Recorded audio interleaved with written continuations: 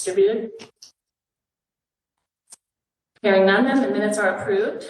Next, Dr. Kepler, Palmyra Pride. Thank you, Mrs. Martin. All right, Mr. Connor Wells, come on up here, sir.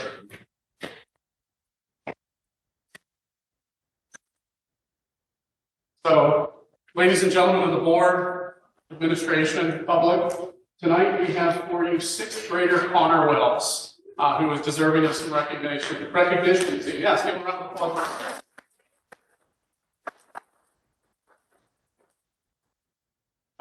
Kudos to Mr. Popejoy, as Connor was in this building over the last number of years, new to the middle school this year as a 6th grader, asked him if he remembered this building, he said yes. Mr. Popejoy asked him if he'd rather stay in the middle school, and he said yes. He's enjoying the freedom and flexibility of the middle school over in elementary. So, we're glad you're enjoying the middle school. This young man was the only Palmyra student, a team who competed recently in a Lego robotics competition, and his team qualified for the state championship. It's I think it's a group affiliated with the Krypton Cougars, right? But this is the elementary through younger students who do Lego robotics. Where's the state championship being held? Our high school. 2nd year in a row that we will be the host, so he doesn't have to commute too far. But Mr. Connor Wells, let me talk to this group about you a little bit tonight. So tonight I have a certificate for you that reads, Connor is a valued member of the Lego robotics team, and his teammates are among 7 Hershey teams to advance through district competition in York. He's one of 7 other students that competed against competition in York, outperforming 30 teams. They moved on to the regional competition in Malvern against 60 teams, and through skill, dedication, and teamwork, this team has earned the opportunity to compete for the state title against the top 35 teams in the state of Pennsylvania. So Connor gets to enjoy the state championship, which will be held at our high school February 14th, 2026. How about bringing mom home a Valentine's gift? So Connor, on behalf of the administration and the board, we congratulate you. Great work.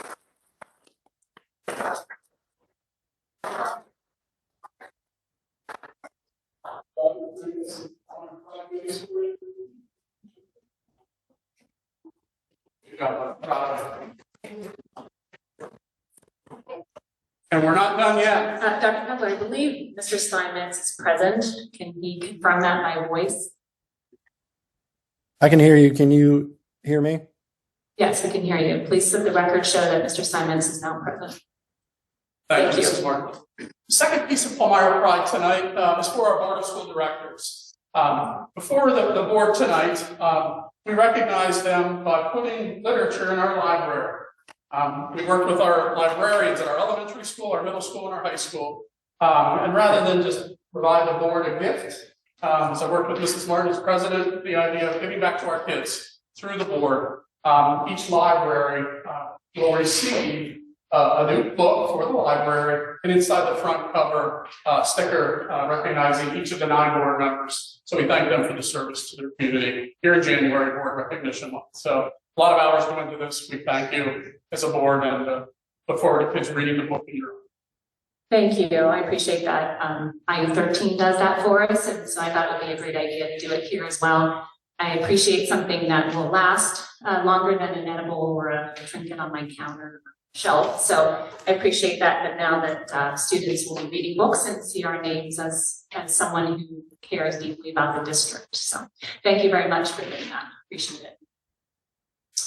Okay, next we'll move on to the President's report. I do have a few comments this evening. First, I just want to start out with a good luck to the wrestling team. They are currently in a match right now against the Northern York Polar Bears for the Mid-Penn Keystone Championship. I want to make sure I got that correct. And that's the first time I think they have competed for that.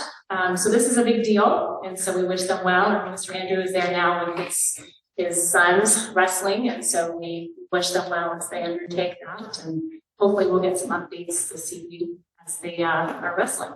So I also want to briefly address the issue that a few in the community have labeled book banning. First, I would encourage the public to attend or listen to the recordings of the entire meetings instead of focusing solely on snippets that are taken out of context. The law is clear that initial decisions made by schools over which books to purchase or assign to students are not considered book bans. And courts have largely affirmed the discretion of school boards under the First Amendment to make these choices. The Supreme Court has also recognized that school boards may make curricular decisions to reflect community values and select the best materials to satisfy our very high standards. That is exactly what has happened and will continue to happen with this board, let me assure you. We have an obligation to do our due diligence when it comes to approving curriculum. We will continue to ask questions about the materials submitted to us for approval by the teachers. This is a long-standing core responsibility of school boards, and I will encourage my fellow board members to do as much research as possible now in advance of our meetings so we can streamline our efforts in the public. We will continue to make decisions we feel are best for the future of this district with appropriate input from our community to challenge our students and to set them up for as much life success beyond our doors as possible. Think about all the positive changes we could make in this district and in this community if we all work together for the good of our students instead of using our energy to complain and tear one another down. Speaking of tearing one another down, I want to address in conclusion what I have watched happen in our community these last few weeks. Some of the conversation about our school district, both in person, but especially online, has crossed a line in my opinion. Passion and disagreement are a part of a healthy community.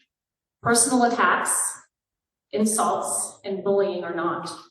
When criticism turns into cruelty, it does real harm to educators, to volunteers. Your school board members are all volunteers.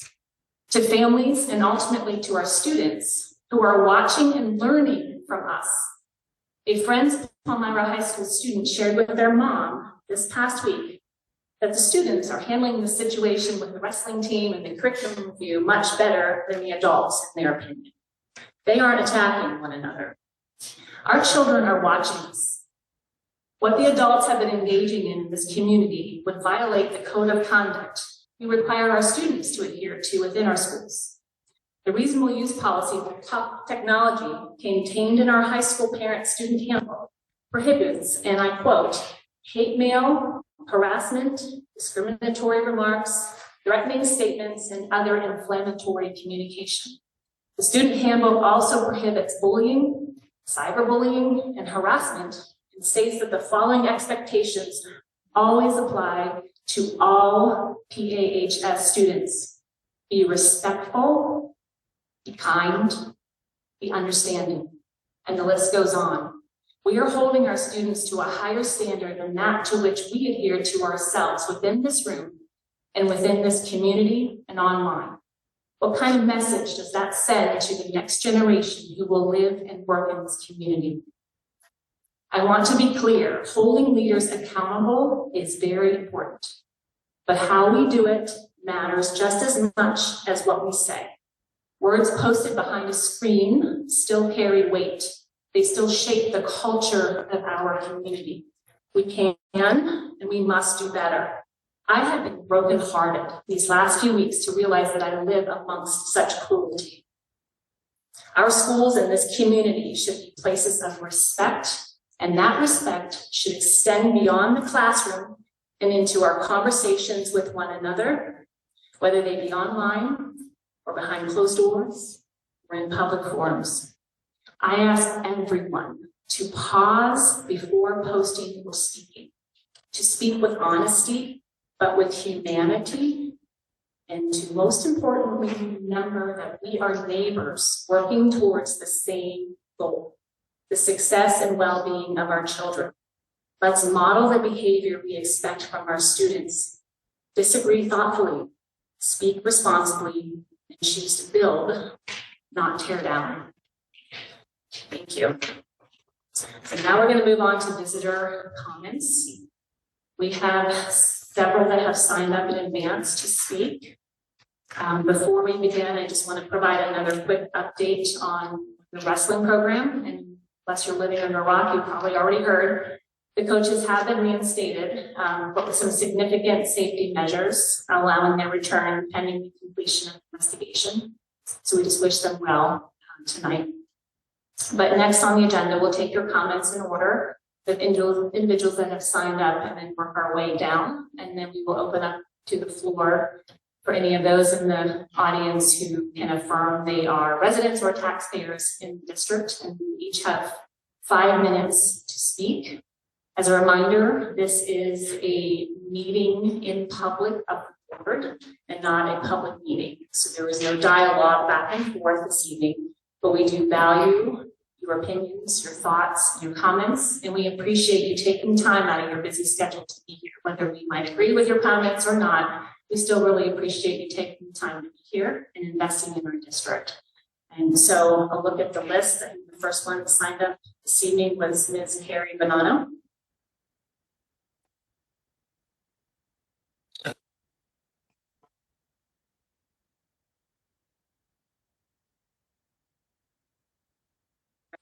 Right. Time to start now. I'll give you a 30-second one. I just want to say, first of all, thank you very much for what you had to say. I think we all needed to hear it, not only here, but the rest of this country as well. So thank you. But I do stand before you again tonight to voice my opposition to Mr. Steinmetz's proposed ban of the French 2 book, Alice La Liste. If I remember correctly, Mr. Steinmetz Googled the book and then proposed the ban in December. I could be making an incorrect assumption, but my guess is he Googled the book because he can't read French. I hope he and other members of the board have used the intervening weeks since then to read it for themselves as I did. The basic premise is that Alice's father announces the family is moving to Paris, and Alice decides to use the time she has left to accomplish certain goals. She's determined to earn a black belt in Taekwondo, but she injures her foot. So she spends hours watching videos to visualize and train for her test, as well as rehearsing moves that don't aggravate her injury. She models innovation, tenacity, and commitment. Alice walks the street with her boyfriend, who is French but of Arab descent. A man on the street calls him a dirty Arab and tells him to go back to his country. But Alice's boyfriend does not rise to the bait. He models restraint in the face of aggression. Alice also makes a mistake, misleads her friends, and suffers the consequences. I'm puzzled why anyone would find this book objectionable. It presents a story that teenagers can relate to and teaches them lessons about tenacity, restraint, adaptability, and responsibility, all while presenting them with an opportunity to improve their comprehension of French vocabulary and grammar. I'm disturbed that anyone would propose banning anything without reading it first. I assume Mr. Steinmetz instead relied on a few blurbs he saw on Google and somehow decided that the book was dangerous. I expect him and this board to be fully informed about an issue before making a decision of this magnitude. A decision such as this should be made after careful investigation and consideration. And it seems instead as though Mr. Steinmetz proposed the ban without consulting the primary source itself. Members of the school board should be making measured decisions rather than snap judgments. I call on the board to carefully consider banning this book. The ban serves no meaningful purpose except to serve as an example of uninformed decisions. The board needs to show that Palmyra can and will do better than this. So please approve this book for use in our French classroom. And now I would like to shift a little bit to Mr. Andrew. He has an opportunity to help this community heal by stepping down and away from the drama that currently swirls around him. I hope he will do some soul searching and act in the best interests of the school district. He has a chance to do the right thing, and I believe the community would be grateful if he took it. Thank you. Thank you. All right, next on our list is Ms. Alicia Matters.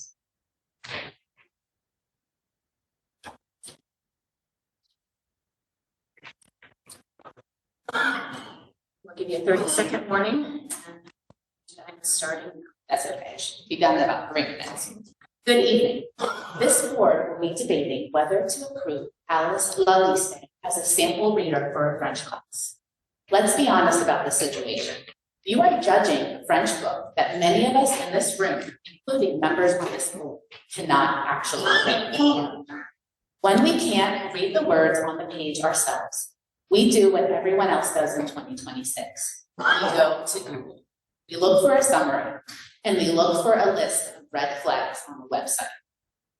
But I want to urge you to be very careful. A search engine is not a substitute for actually reading the text. When you type the book's title into a search bar looking for trouble, the algorithm is designed to find it for you. It will give you a highlights reel of the most shocking sentences, stripped of their meaning, their heart, and of their ending. Using a search engine to decide if a book is good or bad is not research. It's confirmation bias. When people in this district, we have people in this district who can read this book. People who have studied it. People who understand the nuances of the French language and the lessons the author is trying to teach. These people are our teachers. When we ignore their professional advice, we are essentially saying that a 5-minute internet search is more valuable than their years of training and their daily experience in the classroom. Think about the message that this sends to our educators. We trust them to keep our children safe, to coach our teams, and to prepare our kids for adulthood. But you don't trust them to pick a book. When we start banning books that teachers want to use, we create a them versus us culture. We turn the school board and faculty into two opposing teams. Our teachers aren't trying to hide anything from us. They are trying to open doors for our children. If we start removing books just because they are unfamiliar or because an online list told us to be angry, we aren't protecting our children. We are shrinking their world. Our educators are not the opposition. They are highly trained professionals who have spent years studying child development and literature. They choose books like Alice Laliste to prepare our students for a world that is much larger than this zip code. When you move to ignore the recommendation of your teachers, you are sending a clear, devastating message to your staff. You are telling them that you do not trust their judgment, you do not value their degree, and that you believe the Google search is more authoritative than their career. Let's be a district that values expertise over algorithm. Let's be a community that reads the whole story before we decide to close the book. Let's work with our teachers, trust their training, and respect them as the professionals they are. Finally, I want to issue a word of caution. Given the well-documented teacher shortages across this country, this board needs to be very careful with its words and its actions. Palmyra is already one of the lowest paying districts in our area. On top of that, we have a well-known facility issue. We have mold in our classrooms, we've had broken fire alarms, and now failing HVAC systems. On top of these physical challenges, we now have a school board that is undermining the professional judgment of its educators. Ask yourselves, who will want to teach in this district if you continue down this road? When the job market allows teachers to pick the best possible district to work for, why would they choose one that doesn't even trust them to pick a book?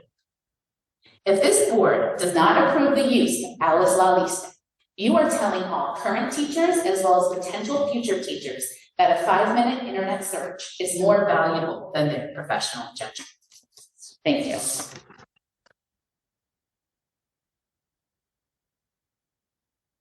We have Kristen Miller. She signed up. Is she here this evening? All right, I do not see her. So I will open it up to the rest of the audience. If anyone would like to speak and will affirm that they are a resident or a taxpayer of the district, they are welcome to speak. Yes, Ms. Young.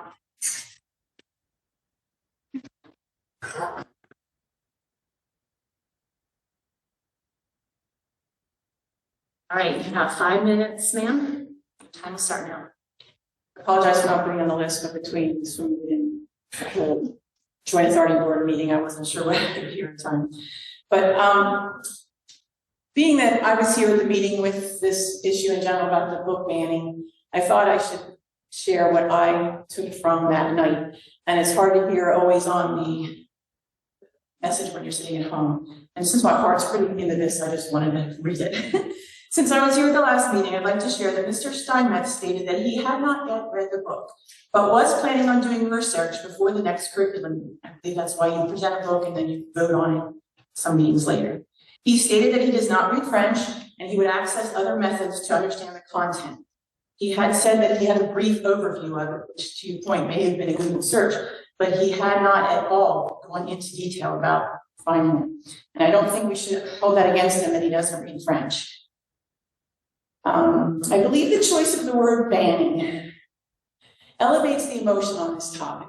I was here last year when we reviewed movies and other things, and we had good content, good discussion on the thing, and we realized why we did or not. We have all parents that want to, be aware of what their kids are reading, so I'm getting offline.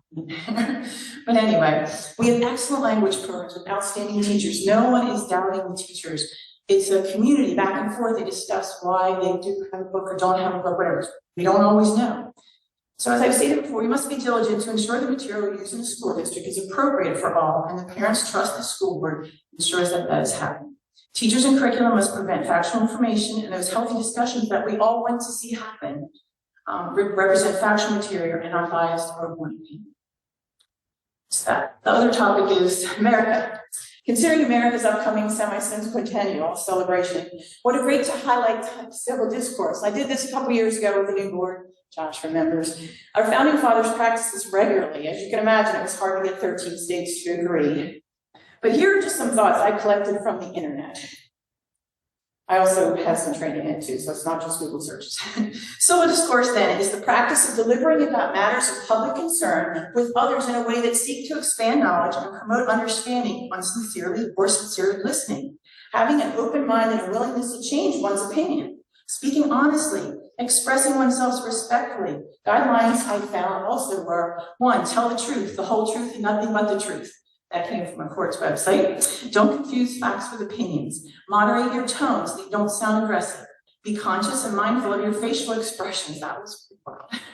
Be attentive and considerate of your opponent's point of view. Process what's being said and don't repeat yourself. And do that times.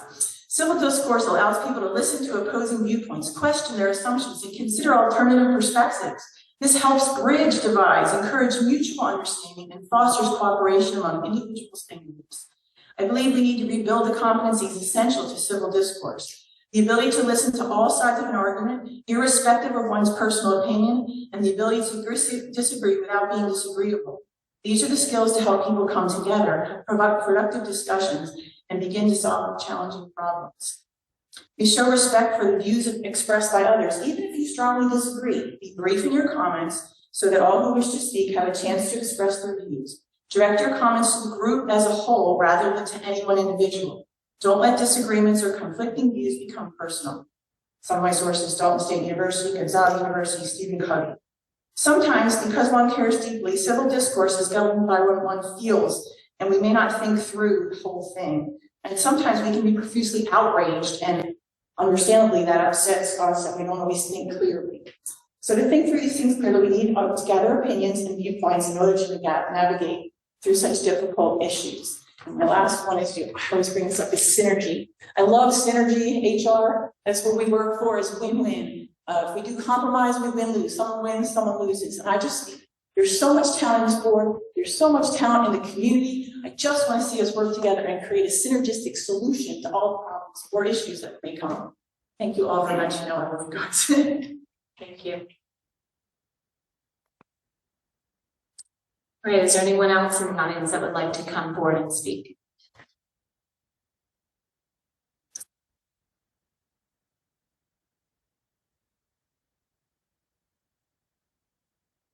Mr. Jones? Obviously, I'm a taxpayer. I know my Take 5 minutes. I know the So here's the deal. I just came by just to, again, share my concerns with what I see going on. First budget. Let's be honest. Every 20 to 25 years, you're going to spend $100 million. Whether you like it or not, you won't. You're in construction. If you're in construction, if you have buildings, if you own a home, you replace your water heater, you do things. It's just a fact of life. I personally looked at my income taxes and my property taxes before I came to this meeting. Over the last 5 years, my property taxes have raised $800. That is less than $30 a month. So that my kids can go to a school, so that my grandchildren can come to a school, so my great-grandchildren can come to a school and have the facilities that they need. This isn't about taxing people out of their homes. This is, but bear in mind, that's what my taxes were raised. My home is not as valuable as some people's home, and my home is more valuable than other people's home. So they've already fixed the problem. So you guys have a problem. Mr. Guy, I've grown to know him. Every 25 years, you probably need to do a curriculum development. You probably need to change the way you go. Dr. Kepler, I'm sure we offer classes now that we didn't offer 25 years ago. That's when you take it into account. That's when you build a building. Okay? As far as the book ban, this is what frustrates me as a citizen. There's already a policy in place, Ms. Martin, and you know it. You can opt out of allowing your children to read the book. You can opt out of allowing your children. So what you do when you ban a book or you don't allow a book in a classroom or you don't allow something in a curriculum is you say, my opinion is better than you to raise your child. That's what you do. There's already a policy in place. You have it. So follow it. You are a big proponent of policy. Follow the policy that's already been there. My last one. I love the speech you gave. Phenomenal. Practice what you preach. I hope you, as truthful as you said, want the public to trust you. Because there is a huge trust that has happened with a member of this board. The coaches obviously are reinstated, which means all accusations are false. All accusations being false means somebody had a vendetta. I'm not saying it's a board member. Somebody had a vendetta. I hope you, as the president, take that seriously and honor the commitment that you gave the night you were elected, that you gave right now, because I'm going to tell you right now, I was the same prick before I sat in that chair as I am right now, but it's funny how the chair changes people. Thank you. All right, is there anyone else that would like to speak this evening? Yes, Mr. Clee.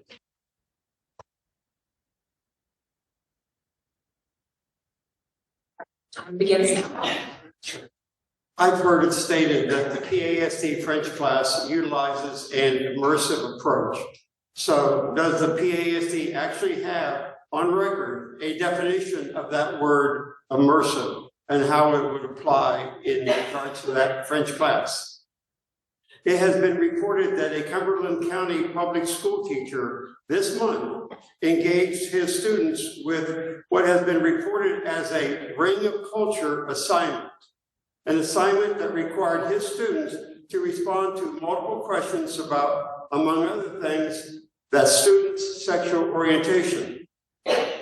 So in a PASD immersive foreign language class, would there be any problem with the teacher of that class in utilizing a ring of culture type series of class assignments in order to help his or her students explore, let's say, the sexual orientation or other cultural features in the foreign land they have decided to learn more about?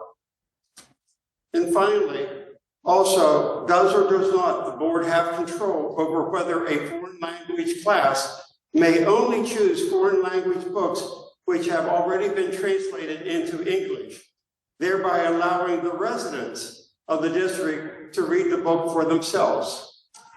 Thank you. Thank you, Mr. Clee. Is there anyone else that would like to speak?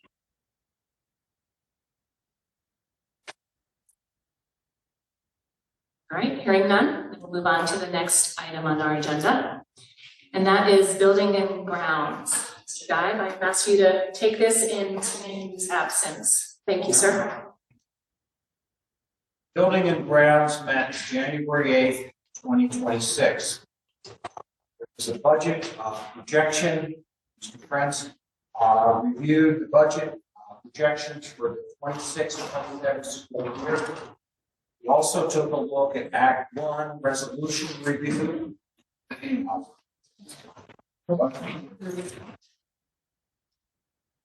It's finance. Oh, okay. Sorry about that.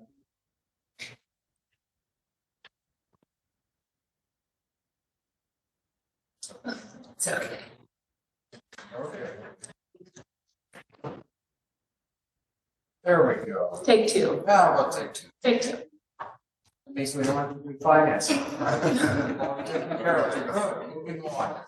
Okay, we also met on January 8th, 2026. Pine Street Elementary scope of work was discussed. Lamar Area High School scope of work was also taken a look at. We had construction updates. We had a series of change orders, mainly dealing with the high school. And we also discussed the boardroom audio visual solutions. There was no public comment. And the meeting adjourned at 9:53 p.m.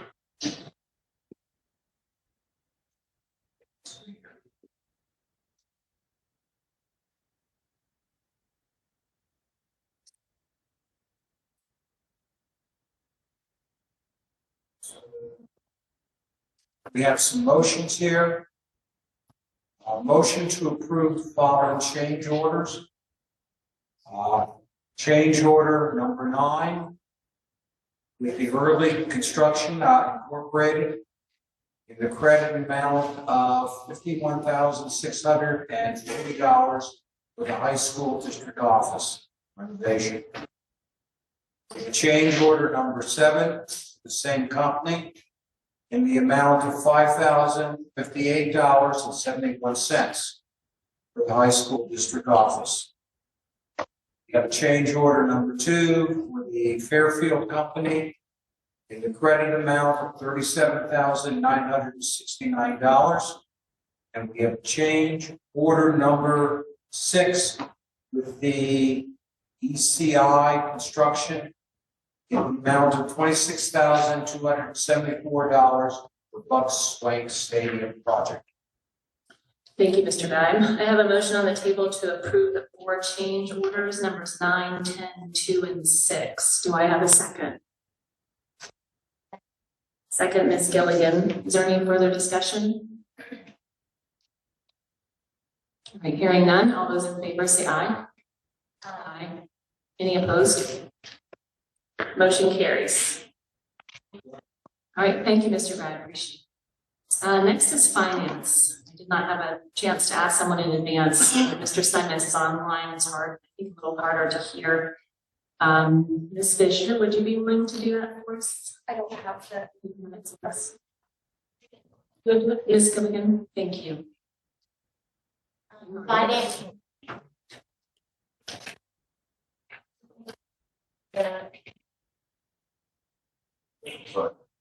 Okay. Are we on? Okay. The Finance Committee met on January 8th. We discussed the budget projects. Mr. French reviewed the 2026-2027 projects for the school year. Mr. French also reviewed the Act 1 resolution in preparation of a motion at the January 22nd meeting, and there was no public comment.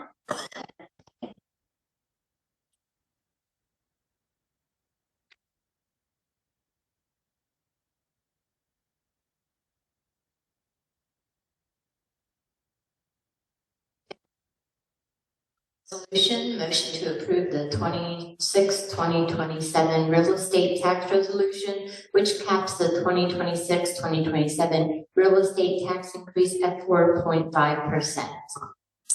Thank you, Ms. Gilligan. I have a motion on the table to approve the 2025-26 real estate tax resolution, which caps the 2026-2027 real estate tax increase at 4.5%.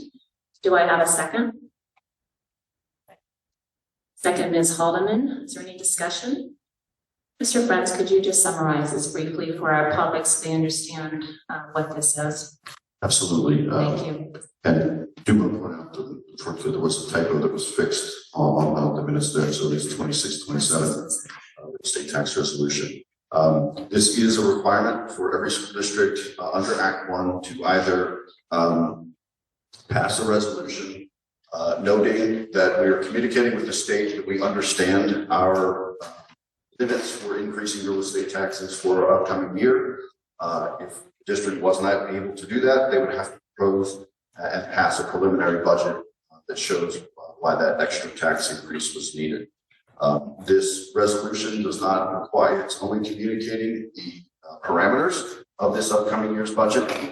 It's not committing the district to raise taxes at all.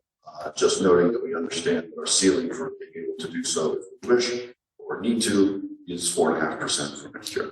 Thank you, Mr. Brents. Is there any other discussion? Hearing none, all in favor say aye. Aye. Any opposed? Motion carries. Mr. Steinmetz? I was an aye as well. Thank you for that reminder. All right, next we have staffing administration. Ms. Gilligan, that's you again, if you can. Okay, Staffing Administration Committee met on January 8th. We had the first board reading of policy number 006 concerning meetings. Dr. Keppel reviewed that. We also had a second readings of policy 819, suicide awareness, policy 830.1, data governance, storage and security, and policy 918, Title I, parent and family engagement. We reviewed the district calendar for 26-27. We had reviewed the personal requests for 26-27. We also proposed new legal services, the IU 13 intermediate unit board elections. Mr. French went over that. We went over the American Red Cross disaster relief facility request. We also went over a overnight trip through the Thon weekend. That will be an overnight trip. And there was no public comment, and we also announced the announcement of the executive session. Out of that, we have a motion to approve the consent agenda of Staffing and Administration Committee. Thank you. I have a motion to approve the Staffing and Administration Committee items as noted on the Staffing and Administration consent agenda. Do I have a second? Second, Ms. Haldeman. Is there any discussion? Dr. Kepler, do you wish to make any comments at this time? Should simply share with the board one addition that you see there with an asterisk regarding a student with special needs on a VISTA contract for a student to be educated at this. Are there any further discussion or questions? All those in favor signify by saying aye. Aye. Mr. Steinmetz? Aye. Any opposed? That motion carries. All right, next we'll move into reports. First is our student representative report. Ms. Baker, thank you for joining us this evening. Do you want a microphone? Okay. I can just talk on this now. This is a big room. It's easier for us older people to hear if you have a microphone. Hi, thank you. I'm Helena Baker. I'm a junior at Pine Area High School, and I am the Media and Communications Manager for Student Council. So we just wrapped up all of our midterms or finals for first semester, started our second semester. Prom 2026 is in the works, so it's at the Sheraton in Harrisburg this year on May 2nd. And we just decided on a theme. The theme will be Rio, in case anyone's interested. FBLA competed at regionals in early December. Alex Wee got second in healthcare administration. Tanner Grimes and Raj Cockrell got second in entrepreneurship. And John Yerke and I placed first in business ethics. And our entire team is going to states, which will be in April. This is a really big deal because our chapter is the smallest in the region and all of us have qualified, so it's very exciting. STEM Club has their regional competition next Thursday, and from there we will find out who qualifies for nationals. We've had 3 teams qualify the past year, so we're hopeful. Last week, winter sports girls basketball had a big win over Lower Dauphin, so that was very exciting. Boys wrestling has their, as we've said, good luck to the boys. And postseason sports are starting soon. From student council, the winter dance is officially not happening. So instead, we will be sending a few representatives to a leadership conference in March, which is an exciting opportunity for us. And then finally, we are doing some Black History Month publicity. We believe that this part of history is integral to our education. Without it, we would not be humans. Thank you. Thank you. Dr. Kevlar, my apologies, I skipped over your report. So we'll come back to you and when you give your superintendent's report. Thank you, Mrs. Martin. Excited tonight to congratulate our January Rotary Student of the Month, Kyra Krieger. Established a time here in early February to have Kyra join us at an upcoming Rotary meeting. Also like to highlight our middle school students of the month for January, Jack Morrison, Madeline Shirk, and Jillian Mann. 3 great representatives out of our middle school. Congratulations tonight to Aaron Sirgar for being selected as a finalist in the Pennsylvania Auditor General's Be Money Smart Activity Book Art Competition. Across the state, there were 215 submissions, and Aaron's artwork was chosen as one of the top 8 in the state of Pennsylvania. His drawing will actually be featured on the Auditor General's social media during the farm show, which has concluded at this point. And the winner was to be announced January 11th, and I have not heard if we had a champion out of the 8 or not. Also tonight, I talked to you already, introduced you to Mr. Connor Wells, who we recognized earlier, so I won't read that to you. But also, this one's a pretty cool kudos to our students and Mr. Kurtz and other music teachers. In the last 2 weeks, our chamber choir ensemble performed the national anthem at a Hershey Bears game. The next morning, I was recipient of an email from a representative from the Hershey Bears, who, and I quote in there, "The performance at tonight's Hershey Bears game by the PASD chamber singers was absolutely amazing. It was one of the best I have seen here at the Giant Center."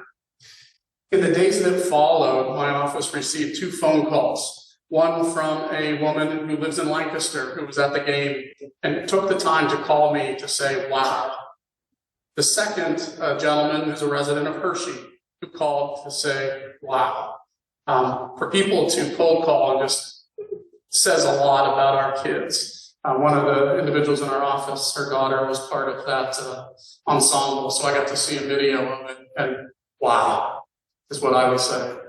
So Andrew Kurtz is the director, and it doesn't start there. Those kids have had other music teachers throughout their years with us, but quite a kudo and credit to our music program. So great job. Also, we recognize, I think, or applauded Dr. Ann Hoover last board meeting when we approved her upcoming retirement. She was recently named the 2026 Lebanon County Educational Honor Society Educator of the Year through a vote in that group, and she'll be honored at their banquet in April. So we congratulate Dr. Hoover yet again, and we'll celebrate her later in the spring as well. Semester 2 is underway, January 20th. Started new classes at the high school. Snow Makeup Day reminder, February 13th. No school, February 16th. Hope to have school Monday and Tuesday. That concludes my report. Thank you very much, Dr. Kevlar. Next, we have the Lebanon County Career and Technology Center report. I know Mr. Andy was not at that meeting. Did you or Mr. Frentz want to share anything, update about the meeting that you attended? there for the CTC, or do you have anything to share with us at this point? Simply sharing that the CTC continues to go through a process, the Joint Operating Committee looking at the pending project. They're working through a feasibility study with Beers and Hoffman Architects out of Lebanon, looking at the funding of that over the next few months. JOC will be discussing that, so Mr. Andrew will be representing you as a board. We anticipate February 12th discussing that publicly here, going over some cost estimates, articles of agreement, and potential bond issuance and how that'll work in the county. Thank you very much. All right, next is the Palmyra Parks and Recreation Commission report. I know Ms. Spondell and Ms. Haldeman are representatives. Ms. Haldeman, do you want to do the report? Thank you. We met last evening at 6 o'clock, and it was with 4 new board members. It was a board reorganization meeting. We did discuss briefly the email from the director of Parks and Recs regarding the possible, she was requesting the discount for summer camp. Dr. Pepler, I believe she told it to you, to us. And then she would use that savings for the Boys Lacrosse. But we didn't have enough information, so they're getting more information, and it will be on the next agenda for Parks and Recs to discuss, and then I will then bring it back to the board for further discussion, if that makes sense. Okay. And then the next meeting will be Wednesday, February 18th at 6 p.m. at the Borough office. Thank you, Ms. Holman. Next is the Lancaster Lebanon Intermediate Unit 13, and that is my report. I have the pleasure of serving on that board as well. We last met on January 14th, 2026 at the Lancaster location. It was board recognition month, so I was able to receive a book, as I mentioned. It was a very standard business meeting. There were just a couple of highlights they wanted me to share.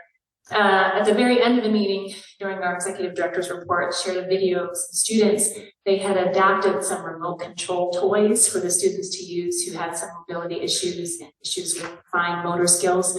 And just watching their faces, being able to activate with different motions or things that they weren't able to do before, just watching their smiles and lining up with that was really encouraging to see. It's just they're doing a lot of really neat things there. They also have their new director orientation meeting on January 29th that I will be attending. The Lebanon County Spring Student Bazaar is on March 12th from 9 to 12 at the Stone Ridge Retirement Living Communities in Myerstown. I believe our Palmyra students will be there. I know they were there last spring. It was great to see all of their works.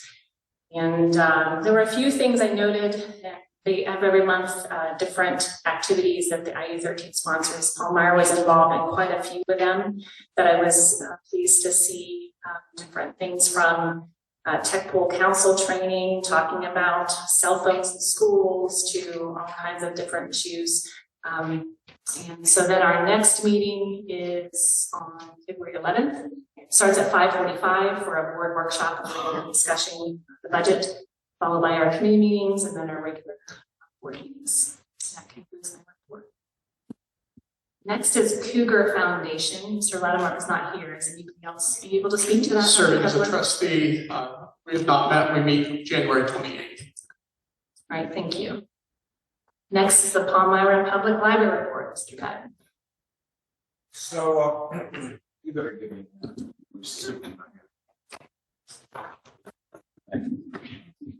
So we met on Tuesday, January 20th, and the county library operatives were there to compare Palmyra's library statistically with the other 6 libraries in the county. That's Anvil, Lebanon, Matthews, Myerstown, Palmyra, and Richland.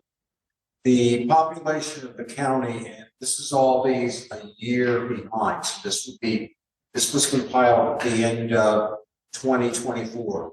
Population of the county was 143,257 people. And Palmyra has about 18% of the population.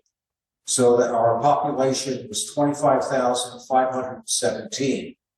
And what's significant about that is 80% or 20,135 at library cards. 80% of the population is using that.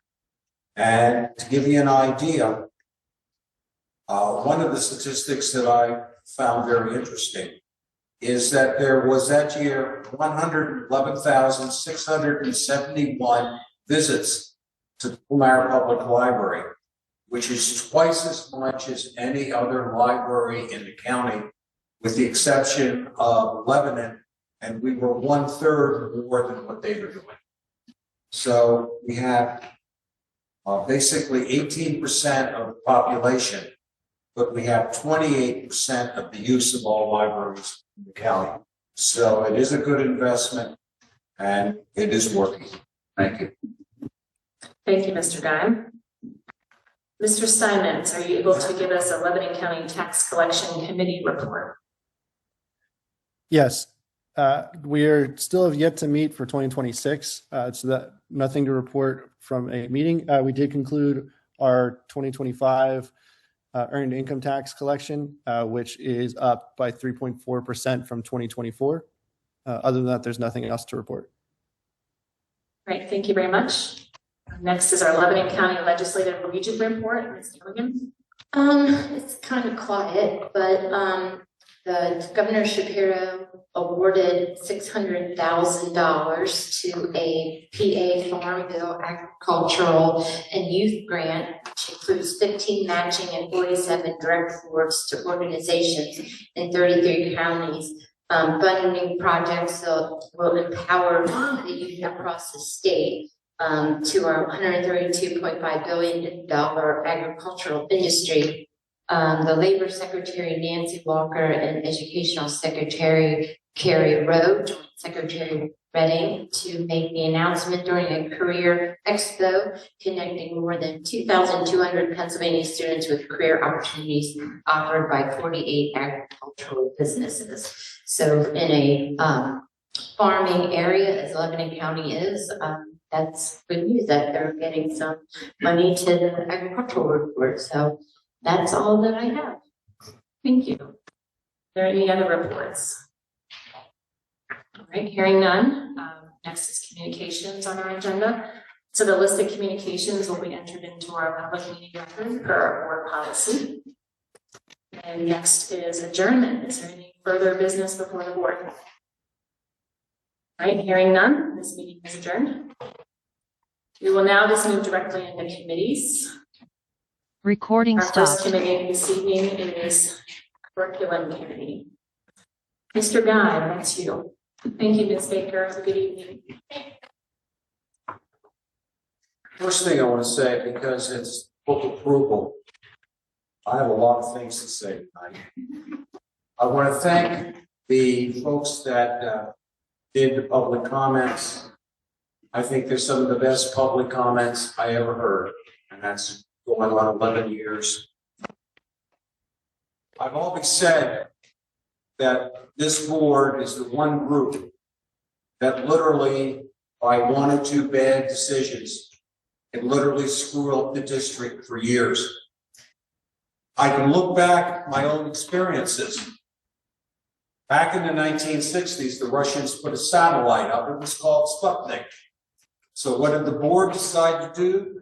Well, we all had to do science projects in order to graduate every year. And everybody in 9th grade, everybody had to take a half year of French and a half year of German. Well, I took French, and after the first half year, we made an agreement. I would never take French again. She passed me. 3.5 years of German. The point I'm saying is, what looks as good decisions sometimes comes back to bite us. We had a procedure. Procedure has been in existence ever since I've been teaching here. And that was, the teacher gets together, picks a book, goes to the assistant superintendent, he presents it. This is done with a lot of study and thought. Now, again, the board has every right to question it. But I have some problems because to me, it looks like censorship. I've always said this is the high school. and we need to challenge our kids. They need to know controversial ideas. Someone said the last meeting that, well, they could go online and decide. Going online and deciding a controversial issue leads to radicalization. And we all know what happens. Students are radicalized. By talking about controversial issues in class, there's guardrails in which the teacher can lead to a discussion and help develop a moral conscience for all of our students. And I think that that's very important. And someone else said at the last meeting, well, we should let the kids, do all the work, let them get the information and decide. And we shouldn't get involved. And that was never the case in my class. When my students left my class, they knew exactly what I felt about the topic after they had discussed it.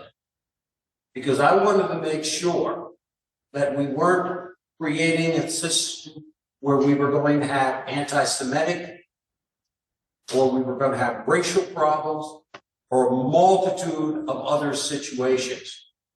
You can let the students discuss and develop their own feelings, but you also have to guide them. There has to be a curve in order to do that. I think that that's something that's very, very important. So I have no problem having the books brought to us. But on the other hand, if a board member has a problem, they need to go back to the teacher. And the teacher and the assistant superintendent should not be intimidated just because one board member is opposed to that book. Okay? So I just wanted to make sure that we understood that. I mean, we had a discussion a couple months ago about medieval studies. You didn't hear me criticizing the curriculum. You didn't hear me criticizing what was being taught.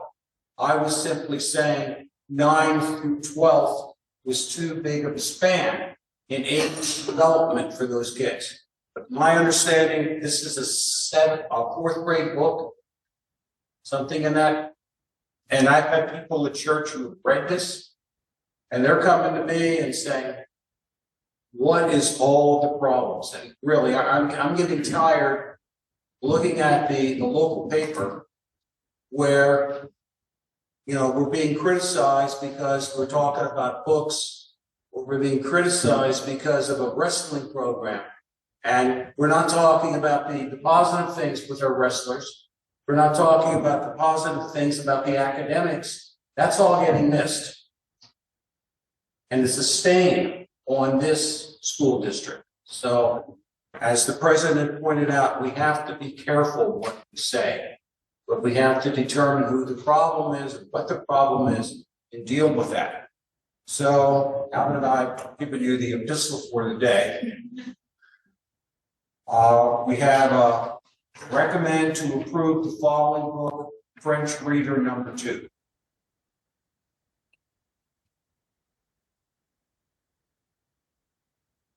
Is there anyone else that would like to speak at this time?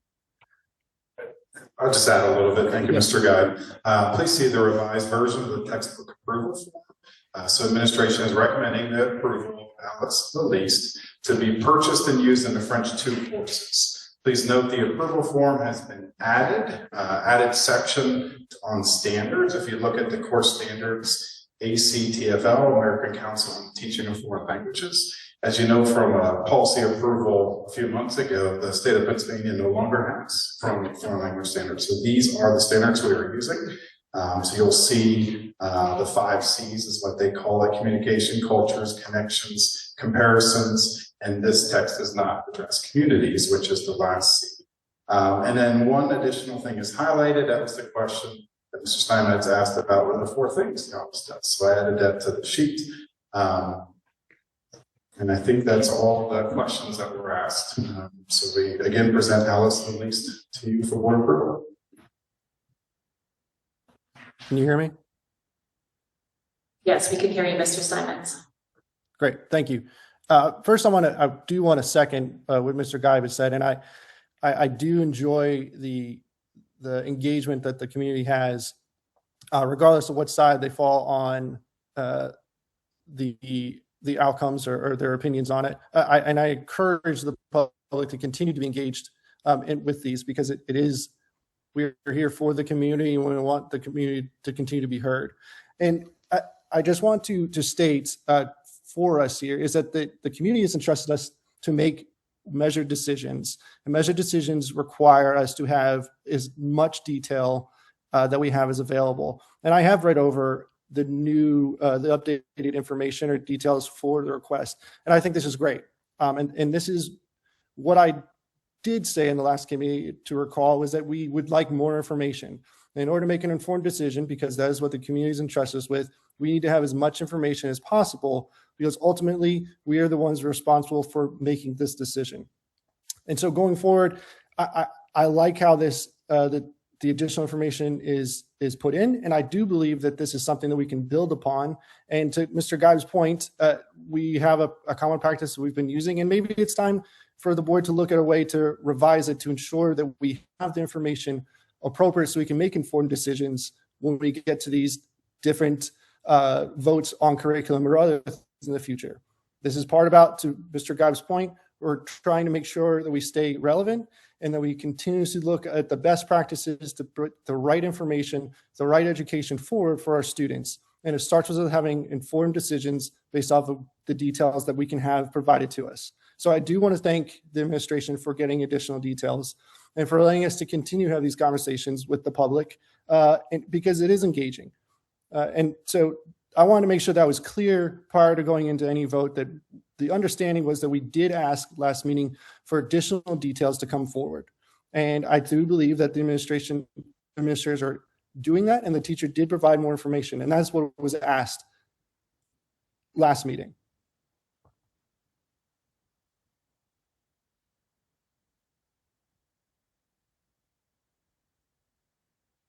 To close out the comments on the book discussion, I just want to thank Dr. Frank for bringing forward the summary sheet along with the ACT standards that are very important for us to document and also refer to as well. And I'd like to also note that I have, moving forward, complete confidence in Dr. Richardson and Dr. Frank and their team, along with Dr. Kepler and what they bring forward to the board. Having been well informed before last meeting, I am ready to move forward to support this book, and I thank you for the extra information that you provide us.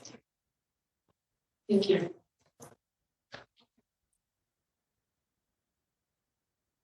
Mr. Guy, since this is your committee, I don't want to step on your toes. Is there anyone else that would like to speak on this issue?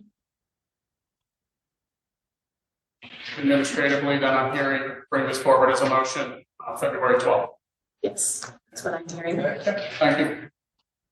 Okay, so the next thing is the 839 plan, K-12 guidance.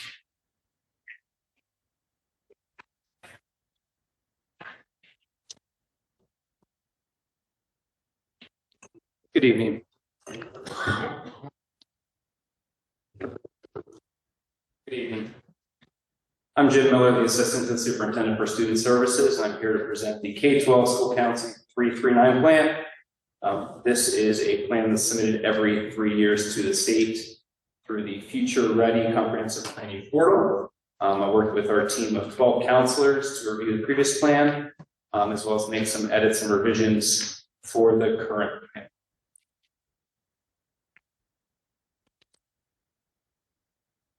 One of the things we changed was the counseling mission statement. So really it's a mission statement for the counseling department. It really summarizes everything that we do.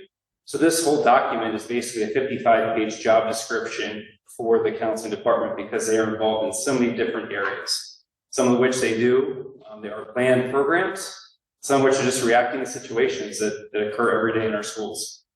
So the mission is to provide all students with the mindsets and behaviors needed to become productive members of society. Through the development of a comprehensive data-driven K-12 counseling program In partnership with all stakeholders, we strive to create a safe, inclusive, and equitable environment for all of our students. There are three primary domains within counseling, which includes academic support, career development, and social emotional learning. So as far as academic support, it's a major role of the counseling department. You can see there's a lot of individual work that happens if students are struggling, if they need support, just doing their class schedules, responding to requests. A lot of requests too as far as record management, making sure we get transcripts and things. And this is very different in the elementary to middle school to high school, where there are some similarities. There are many differences in the responsibilities that are needed. And on top of that, there are duties throughout the day that helps the school building run. So if they have duties, participate in professional development, number of meetings that they're a part of. The counseling department does not act on an island. They're in everything that happens throughout the school day. So if there is a meeting, they're probably in it, whether it's a GIEP, 504, IEP, our SAP program, our Students of Concern meetings, they are there. They also have testing responsibilities. When we're looking at the gifted process, they're some of our first screeners to determine if students qualify as gifted. They're also responsible for our PSSA administration. So a lot of tests for that. And they also coordinate with the online learning for Cougar Academy, providing any tutoring resources that are needed. Career development. Some of these are compliance measures from the state to make sure that we are collecting the evidence needed to show that we are hitting those domains, and also just making sure that our students know their options for post-secondary. So they are college and career ready. So a lot of those are the individual career counseling, parent meetings, coordinating with our CTC. I know right now the high school is a heavy time for letters of recommendation, whether those students are applying for college, whether they're looking for scholarships. They're working hand in hand with our students and families. Also with expanding our college options in education, college and high school, dual enrollment, NCAA management, a lot of those tasks that have a lot of requirements, they are managing those to make it easier for our students to access and to know what those opportunities are, to know what the differences are, what would benefit them for their future that they can take. They're involved in career readiness, evidence collection. There's also interesting because a lot of them do direct instruction. Our elementary and middle school counselors teach classes. They rotate through. Other times they're just teaching things through one-on-one. Our high school doesn't teach the direct classes, so that role can be very different. But they do manage career fairs and do evening parent presentations. Social emotional support. They provide a lot of support for our students, for our staff, for our families. Through their interactions, they are open. Their doors are open. So if they have something planned, they have to be able to respond should a need arise. So if they are teaching classes, they have to also juggle those responsibilities with those urgent needs that come up and other requests. They are at the front line of any of our crisis response, involved in threat and suicide risk assessments that unfortunately we have to do, but they are there to be that caring voice and respected professional to help them through those situations, and communicating with families, that they're communicating these hard topics and discussions with them. They're involved in these student orientations, community-wide activities. Once again, those meetings. SAP is our student assistance program. Our students are concerned. Those are, if we have any questions or issues, we have a multidisciplinary team, including principals, social workers, counselors, school psychologists, teachers, special ed case managers, that they are right there with it. Not to mention attendance meetings. They work very closely with our social workers to make sure that we are addressing all the needs that are arising for why students might not be able to come to school. And if they're not, they might be doing home visits or preparing plans to make sure that they're able to access their education. And just other collaboration. And that really entitles what student services is, that it's a team of people to make sure that we can remove barriers for student success. Also working with outside agencies to make sure students get the support they need, or with PA counseling, which is our site-based counseling resources we have. The other part of their job is the system support and program management. This is probably the least glorious of the counseling activities, but just making sure we are communicating a lot of these expectations or things to preview, to make them aware of. So it's our web pages, newsletters, providing support to our staff, whether it's through technology, grade book assistance, some of those compliance tasks, and also while trying to supervise and work with interns to really grow the field to make sure we have future counselors available if they're ready to enter public education. They're working with community service and doing scholarship and management. The next three kind of breaks down college and career ready by the level, because elementary, middle school, and high school have some similarities, but also some differences. So really that focus on our early students in school is getting them to understand their feelings and to understand career awareness lessons, that there are people that have jobs other than what their parents do. If you're an educator, your kids think all people are educators. That is not the case. So there's a wide variety of things. Working with social skills and communication, those early soft skills to make sure that students are able to collaborate, to work with others, to have a future in the workforce. And just supporting all the career education and work strands. Those include career awareness, career acquisition, career retention, and entrepreneurship. They're also part of the advisory council, which meets twice a year to make sure we are meeting with our stakeholders to have a full comprehensive counseling program. And this is also where we begin our career portfolios, which is one of those measures that we are required to submit to the state to show that we are collecting evidence that we are teaching those things for careers and getting into those interest inventories. What do kids like? Just from an early age, starting that conversation. So when they're in high school, they have an idea of what's out there. Maybe they don't have that direct knowledge of what they want to do, but they know that they have options. Moving up to middle school, looking at personality and learning style assessments, doing some career fairs. Construction Wars is a program they work with a company in Lancaster County to send some students to really engage in the construction process. Work values assessment. So maybe not what job you want to do, but what style of work. Do you want to work by yourself? Do you want to work with people? Do you want to work in your home, in an office? So it really looks at where do you see yourself fitting in? Really starting those conversations for CTC, starting those visits to make sure that they know that there's an option. If they don't want to attend the high school, there's another great option in combination with that. Starting career plans, goal setting, looking at post-secondary options, and career scavenger hunts. At the high school counselors were excited to put all the things that they do on this list because they are so involved. And it's really that gateway to the next step for the future for our students, which is great to see after being in the districts. All the different standardized tests that they need for college or certifications to help students get certified to enter a career, to enter the technical field. For some of them to make sure that's on their graduation plan, that they're able to get those certifications.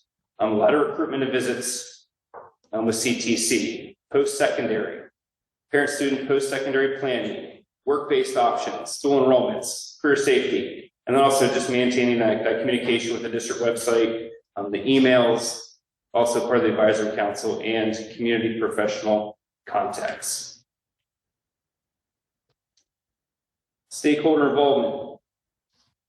Anybody connected with the district is one of our stakeholders for our students and for our counseling programs. So really looking at, we're building that student awareness through their skills, through their academics, working with parents to make sure they understand the options provided to their students, working with those community collaborations, whether it's through agencies for support, whether it's for job opportunities, volunteering, community service, educators benefiting through understanding those things. So even if they teach one of the subjects, that they have a bigger picture for what options are out there.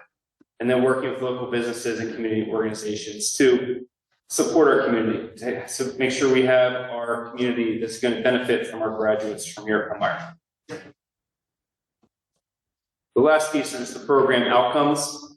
It was a question on the plan that just said, do we have a survey in place to evaluate our counseling program? We didn't have anything specifically set, so I answered that question, no. But we do have some existing surveys and checks just overall. So we're really going to tailor those to enhance and refine our existing measures to gather student feedback on their experiences, to hear directly from them what worked well, what confusion did they have, so we can continue to refine our program. And these results help identify our strengths and areas for growth to guide future program improvements and evaluations. So this is a presentation of the plan. The plan is submitted in the portal, like I said. That is 55 pages long. This is a summary of that plan, which you guys have access to. on there as well. Any questions? I had sent you a few questions beforehand. As a result of our policy change, you had given this to me early, so I had a chance to send you questions beforehand. So I was wondering if we could kind of go quickly through the ones that I had sent you, and then if anybody else has questions as well. Thank you. Okay. Just some of the improvements and changes from the previous plan. We did change the mission statement. We did update that from the one before. It was just simply something to just really reflect the current landscape of the counseling department and really focus on those ideals. We did look at the previous plan and the way that it is submitted in the portal. There are questions, and sometimes it asks you to put in attachments. And some of those attachments from the previous plan were the same. Some of them it was different. The portal has changed in the 3 years since the last plan. So we took those attachments that were still applicable, and we went through and adjusted some of those to make sure that they were appropriate. You know, some of the changes we've had since the last plan, we added the 5th counselor at the high school. So we are open to doing more things and support and have a benefit from that. I know you had some questions about new family welcome groups and events. And this is a case where some of the things are covered within the counseling department, but some of them are also budgeted by. So it may not be mentioned in there directly, but we do talk about new student orientations. You know, over the summer, I know at the high school they have the school's open every Thursday for students to come in and walk around. That's something that the building just does, which is great practice. But certainly in having conversations with our counseling department, we meet probably bi-monthly, and then we meet as a student services overall twice a year. So these are conversations with, you know, how do we make sure we're engaging our new residents or new students, and especially during those transition years. One of the things that the high school does is they have ambassadors. So they have 25 ambassadors. They're linked up with new students at the high school, but those ambassadors are also mentors for middle school and elementary students. So really linking through those different levels that maybe don't have that connection due to building space or time. So that program is growing in combination with Big Brothers Big Sisters. So it's great. As far as walk your schedule at the middle school, that was an idea. It was a question that was asked.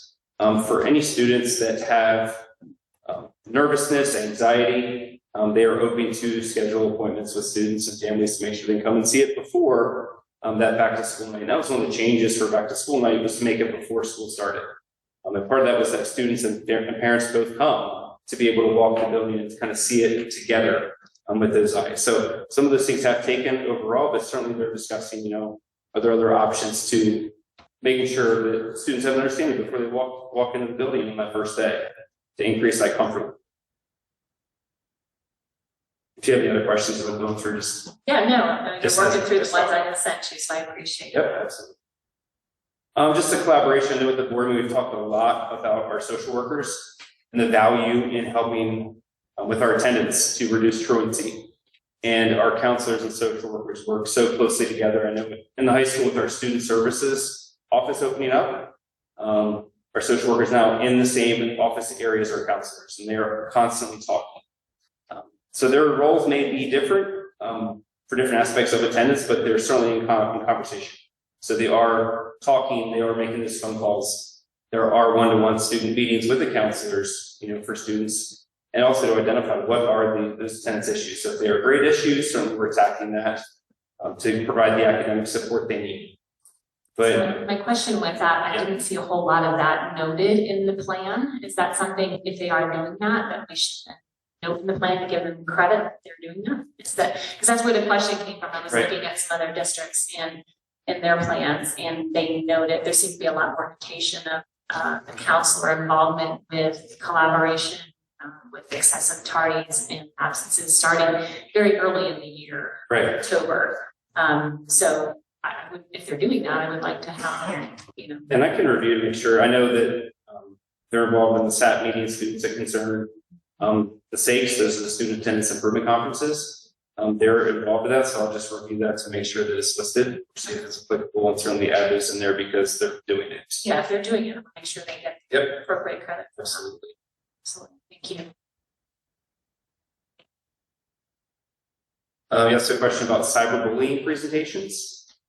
So there is a lot of that through the direct instruction part, and some of it too goes outside of the counseling department. So the middle school librarian does part of the mini-mester for teaching, includes cyberbullying in that curriculum. And our elementary, we have our counselors that are teaching those. We also have our STEM teacher and our 21st century. So some of those are covered throughout those. It just may not be directly under the counselor teaching the lesson, but it is covered. Our district had the local police department came in and did a presentation, but it was listed in the guidance plan under the counselors. So I don't know exactly what the interaction was there, but I'm glad to hear that we have. Yeah, I know Dr. Kipper had somebody come in last year and do a presentation for families. And anytime we have those evening events, we're hoping for more people to participate because it is such good information that we want to get out there. A question about take your child to work day. I did check back in with all 3 levels and we don't have anything directly. One of the issues is that it often falls during PSSAs. So one of the things they can't go on the day in April when it's scheduled.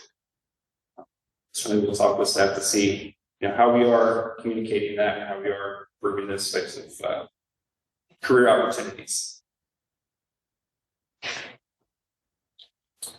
I had a question about student transition assessments.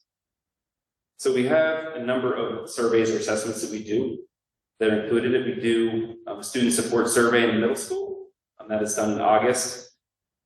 There's a needs assessment done also. And one of the neat things they do at the middle school, when the elementary school goes up to do their orientation, they give them a sheet of like a student survey to get some of their strengths, some of their questions, and that goes directly to their 6th grade counselor. So they have a file of those, so they have a record of their student before they walk through the door, some of the things they can refer to if there are any questions, they can pull it out and directly be able to answer some of those things. When did we start the transition specifically from elementary school to middle school and then middle school to high school? Yeah. The actual, one district started in January. It was a very structured program, and that is some of the. I think I noted in my email. That is some of the feedback I've gotten from parents. Not a whole lot of parents, but a few talked about how they didn't feel they had enough information for the transition. That maybe was just those particular individuals. It's not a systemic thing, perhaps, but just want to be sensitive to that to see if there is something we can do to improve that for a certain subset of our parents who don't feel they have enough transition information. Yeah, a lot of the actual going to the buildings or having those conversations happens in May. Obviously it's the end of the year, but the planning does occur in the months before. But certainly we'll make sure we're covering those topics in our meetings just to say, hey, what's our plan for it? Just to know some of the, we've had some new staff members come in to have those conversations and get some of their ideas. Maybe if they haven't been implemented, been able to see how we can start it earlier with communications, whether it's visits down to the group or what to include in those visit orientations. Do we ever survey families as far as what they would expect or want or need? Families that have those students who will be transitioning soon. Do we ever? I don't know if we've specifically surveyed them. I know we're working with Dr. Frank on the high school, working on some surveys to get a better idea of perception data. So we can take that and put that into use with some of our programming ideas and goals. Yeah, I mean, I know middle school is such a huge transition time. Perhaps sometimes the transition to middle school might be just as difficult as the transition to high school. So just looking to make sure we're supporting the younger children, right, noticing. So. I think the last question I received was regarding objectives with SMART goals. And that was one of the changes in the plan from the last time to this time, but that was not in the plan. So it talked about the cumulative records, and there was no link or attachment for it, so it was not a component of this year's plan for submission. So they're just asking you for a yes or no question now. They're not asking for any more detail. Yes. So when you see like the yes or no blank, that's literally what it is. The other ones have a link attached to it. So the plan that you guys have a copy of the PDF has the links printed out and put in. That's why if it looks kind of disoriented, it's because the attachments are placed in with it, so you have the whole document in one PDF. If you just see the blank part, that was part of the portal when it was printed out. My last thought was just when I was surveying other districts, many of them had a link to this plan on their website. And I think perhaps for our new website, it might increase transparency with the public so they can see, what's going on with our Right. guidance counselors. I would like us to consider that as an option, to have a link on the new website to have the public be able to view what's happening with the counselors. Yep, we'll start having a conversation, so I'm gonna put our mission statement up on there as well, so that's being able to be seen for the mission of our counseling department. Those are all my questions. I appreciate that. Absolutely. Thank you very much. Any other questions? All right, thank you. Okay, we have a new club. So we're seeking approval of Morgan's Message Club. So this is fully student directed, so I had to look into it myself, but a very powerful story about Morgan and some of our students who are very impacted by it and are excited to begin hopefully meeting with the club with your approval, with Ms. Casey as their advisor. So if you have any questions, but I can present this for your approval. This sounds like a great club, very timely for athletes' mental health. Casey's been busy. I think she's been a club advisor of a couple of clubs that we've approved recently. So appreciate all that she does. So that will be next month. Yes. All three items reviewed in curriculum committee this evening would be a motion February 12th. Public comment. How's it going, Mr. Brown? I'm going to take my 5 minutes everywhere. So here's my question, just for clarification. As far as the book, there is a policy, right, that parents can opt out to not have their children read the book. Is that correct? I mean, I know it was a long-standing practice that in committee we would dialogue a little back and forth, not much, but. There is a process where parents can fill out a form that must specifically state what they are asking to be opted out of. The administration reviews that with the teacher, works with the family to make that decision. And if granted, work with the teacher to devise a replacement learning opportunity. But we've never really not ever granted that. Correct. I couldn't tell you the last time I've been involved or known of a specific request. Okay, so duly noted, thank you. So Mr. Steinmetz, I apologize if I said that name wrong or whatever. I would just correct you that you weren't entrusted blindly, you were entrusted with our confidence with dialogue. There's a policy in place. If parents don't like the book, do it. But once again, if you're going to take away my right as a parent to parent my child, I'm very concerned about that. Second, I love the dialogue that we just had about the counseling. Just want to plug again. Not only is the policy of counseling, not only is interaction, that's facilities, learning spaces. They have to be renewed every 20 to 25 years. They have to change every 20 to 25 years. Counseling 20 to 25 years ago was not the same as it was now. Mental health 20 to 25 years ago is not the same as it is now. So continuing to cram all these kids in the same learning environment and not upgrade facilities, upgrade learning spaces, expand learning spaces, new opportunities. We just had a phenomenal, the robotics team that still doesn't have a home in this district. What a shame. Thank you. Thank you, Mr. Jones. Anybody else?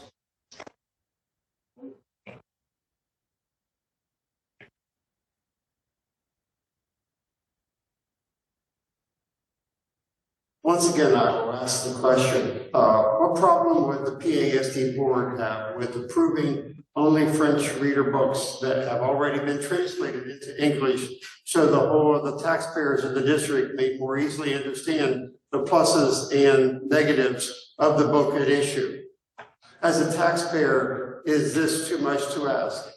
And in regards to Mr. Jones' comment, which I partially heard but didn't fully understand, I don't think, parents requesting their child to be opted out of the reading of a book in this type of situation, I think it just would be difficult if the parent wouldn't understand the foreign language, and so therefore I could just see all kinds of problems. Maybe I'm wrong, but I can see all kinds of problems with getting that approved. Because how could the parent really intelligently assess the pluses and negatives if it's in a foreign language that the parent didn't understand, and yet you're saying, okay, to opt out, you have to really say what the issue is. That's kind of like a catch-22, possibly, just possibly. Thank you. Anybody else? One out.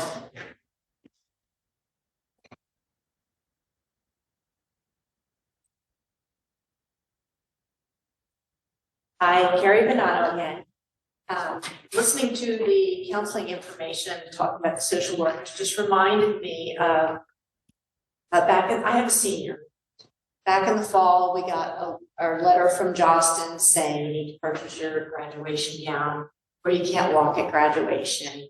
And I was so horrified because I was concerned that kids who are too poor to afford the cap and gown wouldn't be able to participate in the ceremony. So I called the high school and I spoke with the admin there, who was very kind, and she told me how much the social workers really try to work with the high school students, and I'm assuming the rest of the district as well, to try and meet their needs. And I asked her, would it be helpful if I start asking people to help contribute to a fund to buy cap and gowns for students who need it? And she said that would be wonderful. So I just wanted to say, I went on Facebook and the community was so involved in getting some caps and gowns to the students in the community who need them. We even had someone who said he was going to commit a large amount of money to the fund to help students who might otherwise need it. I'm hoping that happened. I hope. Then other parents started to chime in and they asked, well, what about students who can't afford to buy a yearbook? What about students who just need help in general? And so I went back to the administrator at the high school, and she told me that the high school yearbook staff go out to businesses in the community and ask for donations for students who can't afford those yearbooks. So I just wanted to say how pleased I am, how gratified I am that this school district is doing so much for the students who need it the most. So, and I want to thank the community as well for coming together and making donations at Christmas time and just at various points of the year. So I want to thank everyone for coming together to help the kids, not only the ones who really need it, but the entire community in this district. So thank you. Thank you for sharing that. That really encouraged me to hear that. Appreciate it. Last chance. Okay, Madam Chairman. Thank you. All right, thank you, Mr. Guy. Next will be Staffing and Administration Committee. Mr. Logan.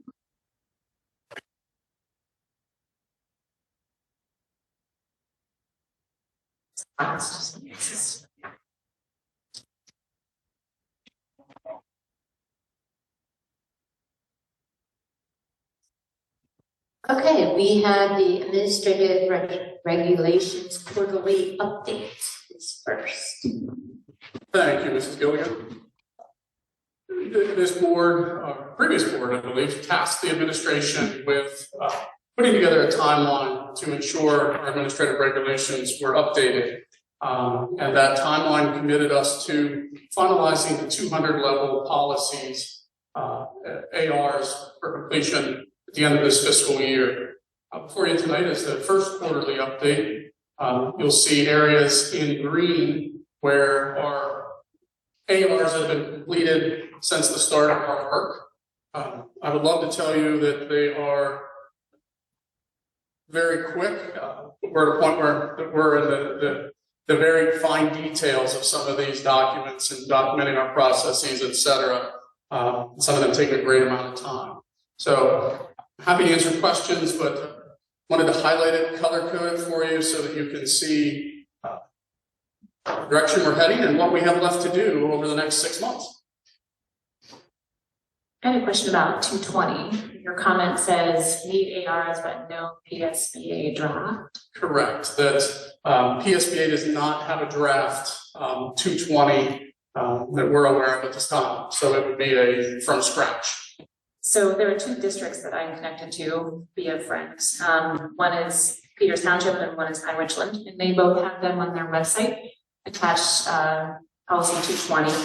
So one of, I think it was, yes, Peters Township had one for locker use and decorations. Obviously, I don't think that would be needed at this point, but they had the other ones they had on there seemed like it would be helpful for you as a starting point. Thank you. So both Peters and Pine Richland, I would recommend you looking at. They seem to be pretty well done. I appreciate that. Thank you. Any other questions?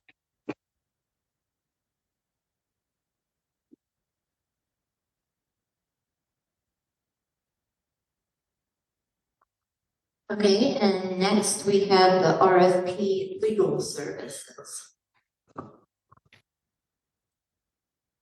Be happy to start out administratively and just indicate that we had this on the agenda 2 weeks ago. The night got long. We in essence tabled this for discussion tonight. So what we have for you on request is a blank document where you would select dates should this board give the direction to go out for a request for proposal. We also included the RFP that went out in 2022 so you could see the timeline associated with an effort of this nature. So ultimately it's open for you as a board to discuss, and if you direct this administration to go out with an RFP, we're poised to do that. Poised to recommend to you a timeline over the next board meeting if we get direction tonight to do that. Thank you, Dr. Kepler. I was the one that asked us to put this on the agenda to look at.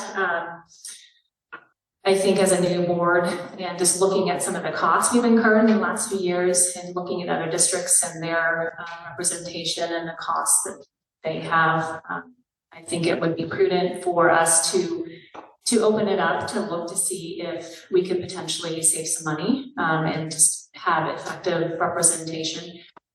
Saxon and Stubbs is more than welcome to apply as well, but I think it would be a prudent use of our community and taxpayer money if we would look at that and evaluate that to see if we could potentially have just as effective representation, but for a potentially cheaper cost. So that was why I wanted to bring that forward to have a discussion with fairly large number of new members to see what some of the thoughts were on that moving forward. As a new member and having been part of the 2022 process, I am certainly have to look at the expenses that we've had throughout the year. So taking a look at also the purpose and why we have incurred some of those expenses. But I am very happy with what I've seen in the past 4 years with our current representation. And so I would choose not to go for the RFP and just to stick with our current representation. I agree with Christine. I'm very satisfied with the representations that we have. I think they have been very informative. And I'm also with her as to the reasons why we had to have them and the bills that did occur with the sessions and so forth. But I don't think I'm in favor of going for a new RFP at this time. I'm very happy with who we have. I would be in favor.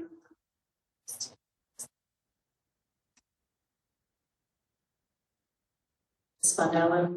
No, I would be in favor of further RFPs as well. I think that's important to expand that for the district. I can't hear you. I would agree with also having further RFPs. Mr. Steinmetz. I'm in favor of also going out for RFP. So it seems we're fairly evenly split. I haven't talked yet. No, I realize, but if you say it,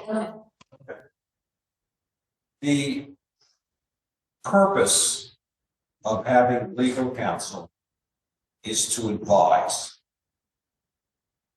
It is not to justify what you think should be done. And I mean by that you as a collective situation. I might not always agree with what legal counsel said, but they're helping me understand the law. I'm not interested in fighting a crusade about social issues. I'm more than willing to let the courts tell us what we need to do. I'm very happy with the legal ramifications and the information we've gotten. I'm more concerned about the fact that this is the last meeting in January. This school district is ablaze because of a scandal with the wrestling, and we have not yet begun to deal and really think about a budget, which must be ready for May. We have teacher contracts that need to be done. This whole idea of solicitor is going to be, again, an explosive situation. Now, I know Donald Trump likes to do 20 things at once and cause confusion, but I'm simply a small town school board director who can't handle more than 3 or 4 major crises at any one particular time. So the end result is, at best, I'm saying I'm very happy with what we have. If you need to do something, I'm asking that this decision be tabled until this board has had some success in doing what its responsibilities are, which are contracts and budget. Thank you. We were bringing it forward at this point on Dr. Kepler's recommendation because it takes time to work through the process and so that we would have time to do it, due diligence. At this point, I hear that it's 1, 2, 3 that are satisfied and 1, 2, 3, 4 that would like to see an RFP. So I would like to see it move forward for a motion at the next meeting.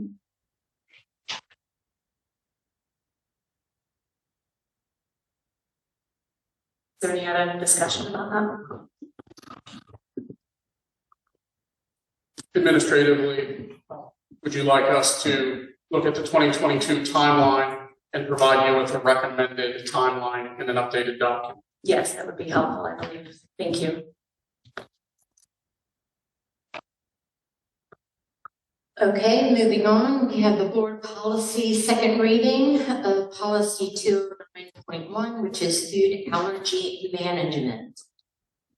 In second reading, share with you no changes since you reviewed it last. Sounds good. Then we have the district board meeting dates for 26-27 revision. Okay, I have to eat crow on this one. I set us up on a collision course with our looking at district calendar and moving board meetings to the first and third Thursday. And I didn't catch this. I set us up for June 3rd, 2027, board meeting and graduation on the same night. We always put our kids first. So my recommendation is our district calendar, we continued, and I talked with Mrs. Martin about this, we proceeded with that approval tonight. My recommendation is we make a revised, we ask you to vote again on the board meeting dates for 2026, 2027, and in June, move to the second and fourth Thursday to avoid graduation. We've not incurred any costs. We did not advertise these through the legal ad yet. So no costs. Recommendation is we revisit this and you adopt this adjusted calendar of board meetings at our next meeting. It's very understandable. I'm glad you caught that. Okay, the only other thing is public comment. Is anybody? Question. Which of those June meetings will we be voting on budget? June 10th. June 10th. We have historically, as a district, approved final budget the first June meeting. Really is a safe failed position that should we not be able to come to a resolution on the budget, we do have one additional meeting before the June 30th deadline. At local government, we meet. Okay. Also helps us get the tax bill out on July the 1st. For things like June 24th, we'll be sending the tax bill out.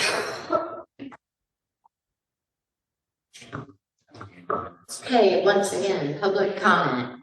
Going once. Mr. Jones, we missed hearing you. So as far as the RFP for the legal thing, I just want to remind the newcomers of this board, I took the recommendations of the people that asked to get you elected, and it cost this district $10,000 because the people that they told me were the people that should represent us were inadequately to represent us. The legal representation you have now is phenomenal. They were actually currently our legal representation for, I believe, special needs, or I'm sorry if I'm saying it wrong, but they were our representation for special needs in addition to the legal counsel. So to your comment about saving money, for the first few years, we didn't have the solicitor at every meeting. You don't need the solicitor here at every meeting, especially given the community message you sent at the beginning of this president's message. You want to live in a world where we talk kindly, we address people kindly, so you can save money by not having the solicitor at every meeting.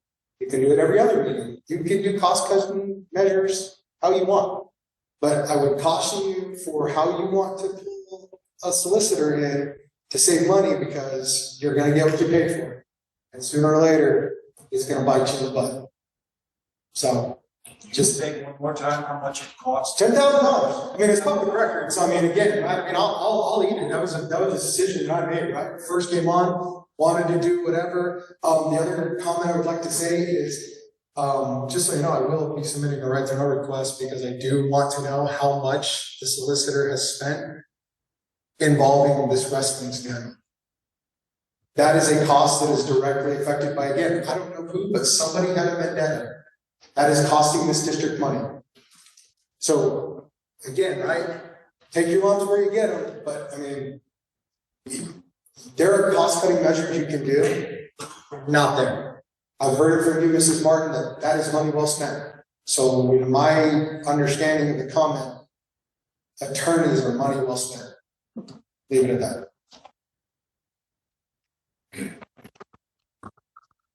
If I can just go off of what Mr. Jones said, I think the new people would be very much educated if they look at the bills and over the past year as to what and why we spent the money on the solicitor, and having them here and see what we could have avoided for this coming year. But I think you're a great firm, so thank you.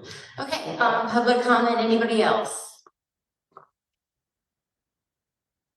If you want to come on up.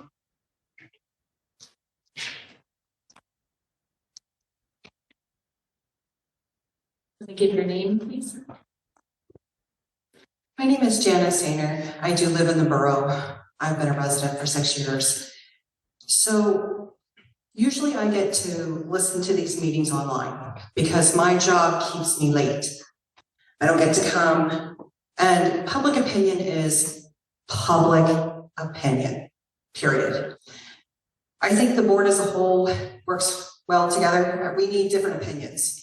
It can't all be saying the same thing all the time, so kudos for everyone on the board that stands up. Couple things. Newspapers are in the job of selling newspapers. It is not a good thing that school districts are in the news. It's not.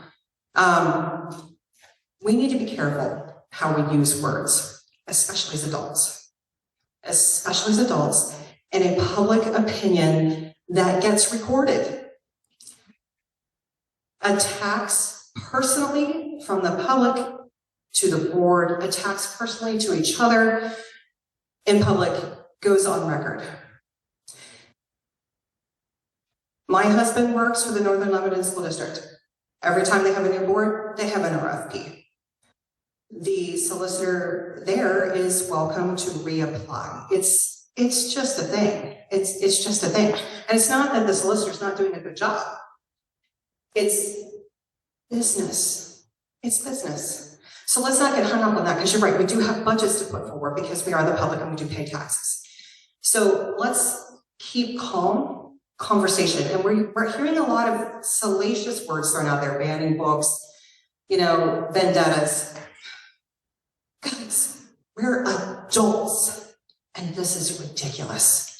So let's go to the matter at hand of things we have to do. Mr. Gok, I actually did appreciate some of the things you said about books. I do read, write, and speak another language.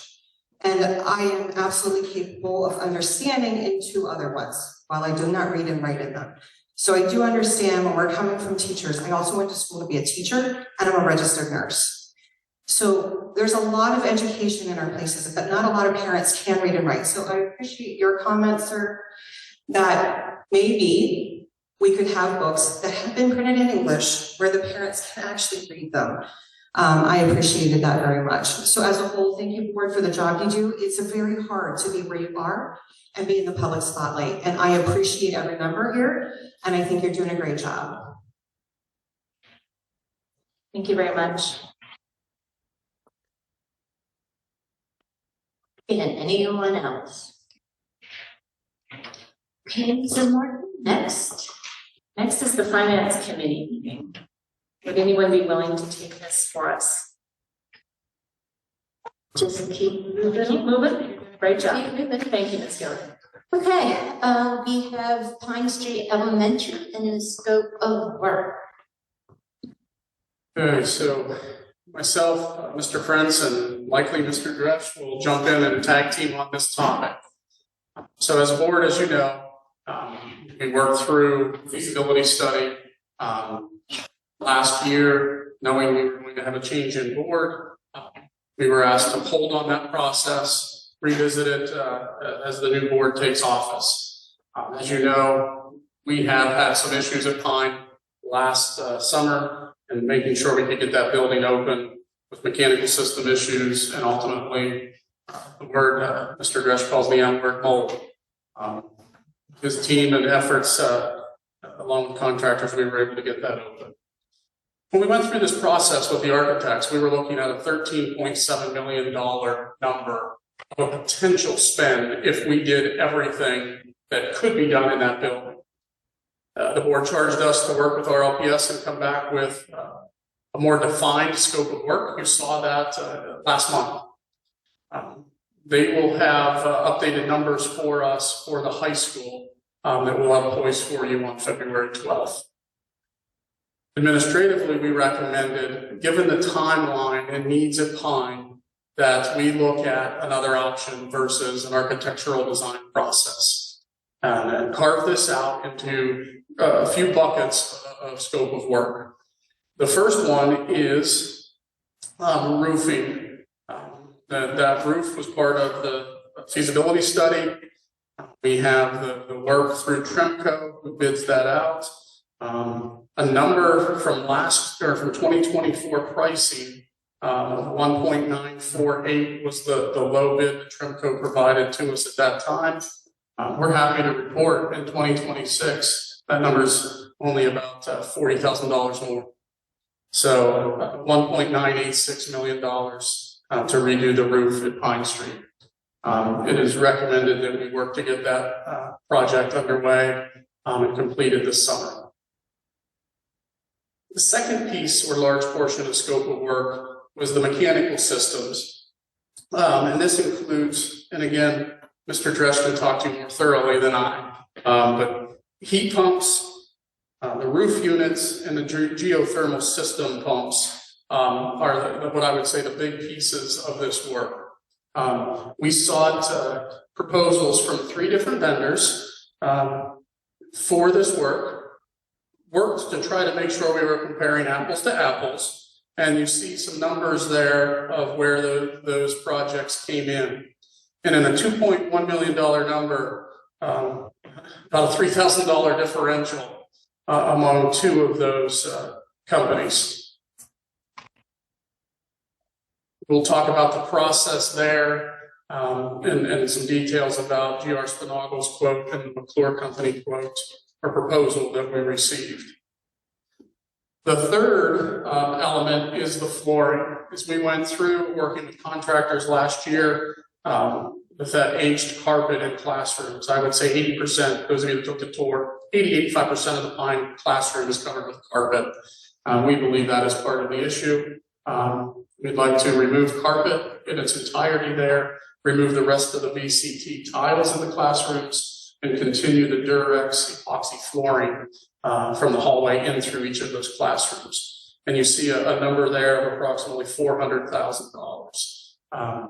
We have an updated number to late this afternoon. Saved you about $4,000, like $396,000, if I recall, is the exact number that just came in this afternoon.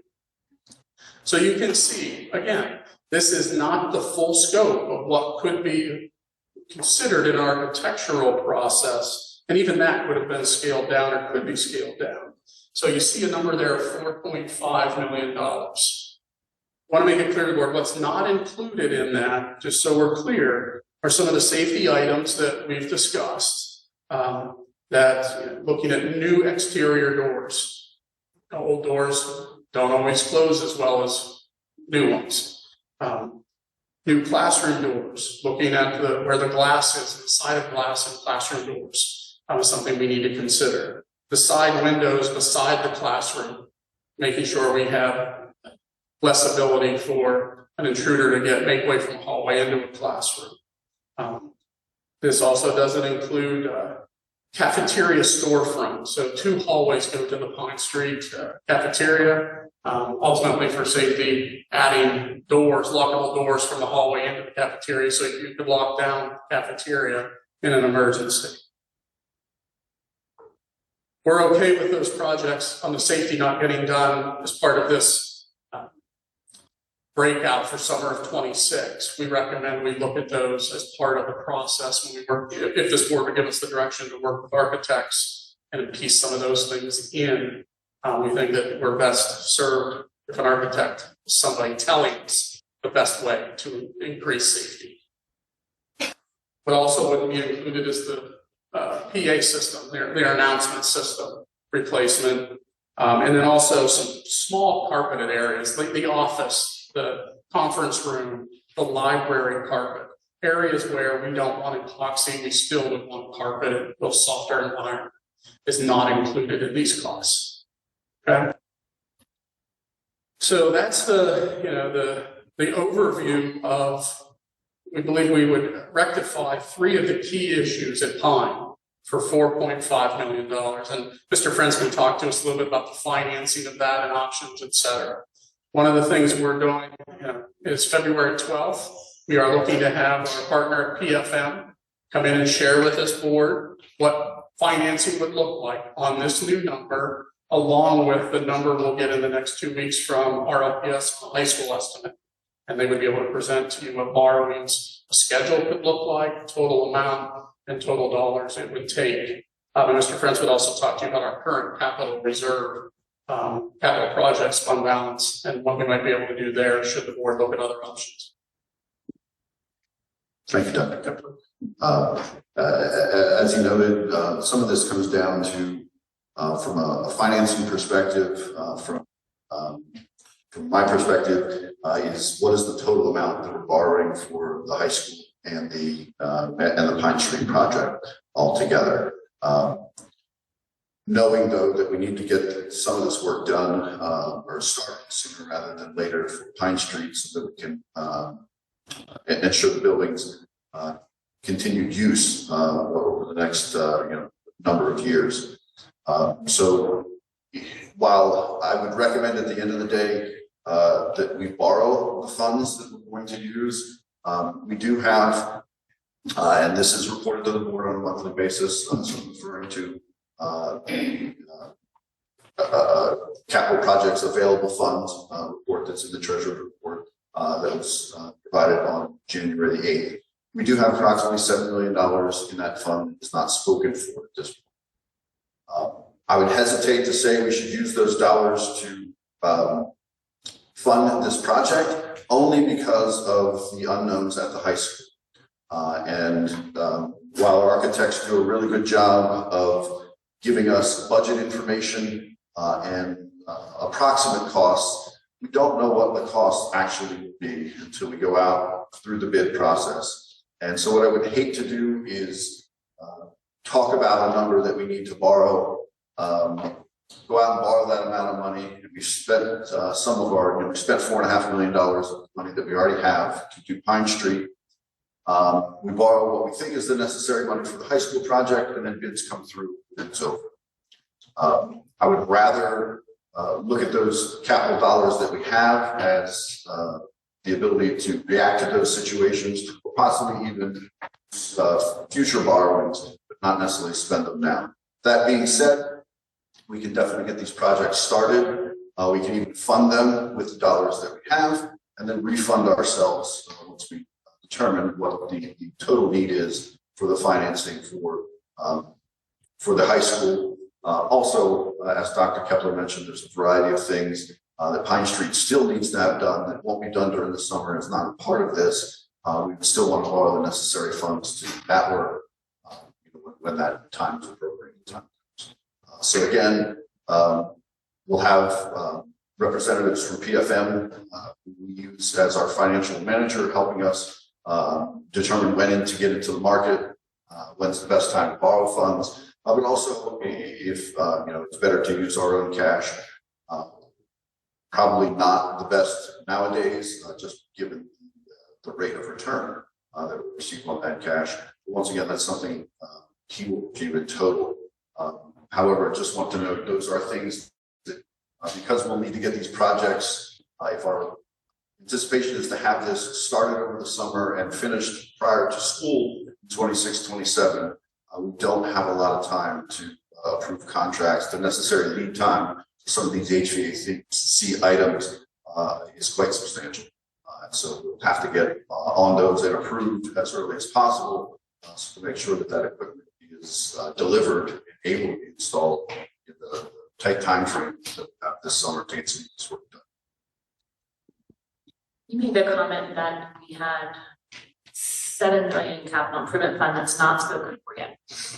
So what amount do we have that is spoken for, and what is it spoken for specifically? So I have that. Sure. So once again, referencing back to that report from the January Treasurer's report, there's currently $13.6 million in our capital reserve fund. We do have plans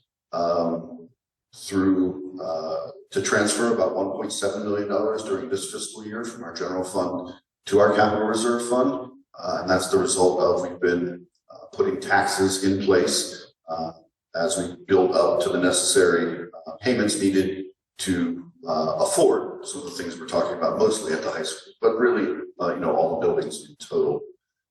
So that comes to about $16.3 million. We have set-asides for various things, one of them being sinkholes. We set aside $140,000 for sinkholes. So there's total set-asides for about $700,000, bringing it down to about $15.5 million.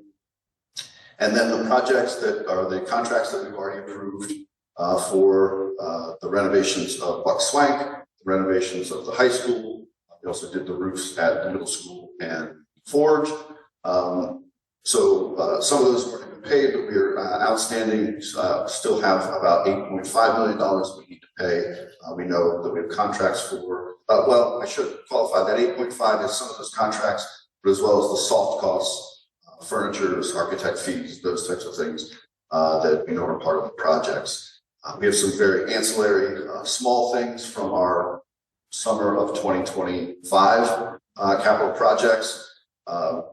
One of them being the north side school sign. We're still working through that process, but have a little over $25,000 a year for that. So, a rough estimation, kind of rolling through that report. That's where we get down to about $7 million left that currently is unspoken. But given our needs, you could also say that it's very much spoken for. I'm just noting from a very technical standpoint in terms of contracts. In terms of timeline, Mr. Prince alluded to that, and We're not as thrilled with timeline either. We started this, to give context, the feasibility study in 2023. And here we are entering at the beginning of 2026 and needing to do some of these projects. In an ideal world, for us to be locked in when we're from these contractors, particularly the HVAC, roof, predominantly, February 12th approval is fairly critical. If we don't have that approval, they can't lock us into their schedule and could cause us some issues with summer construction. So with Mr. Friends reviewing finances, that we have the cash available, again, not recommending we spend that in its entirety, and the board could have a future decision on paying ourselves back through the next bond. It is our recommendation that we move forward on this, having brought that scope of work down to the pieces that keep our building functional and welcome students in the fall.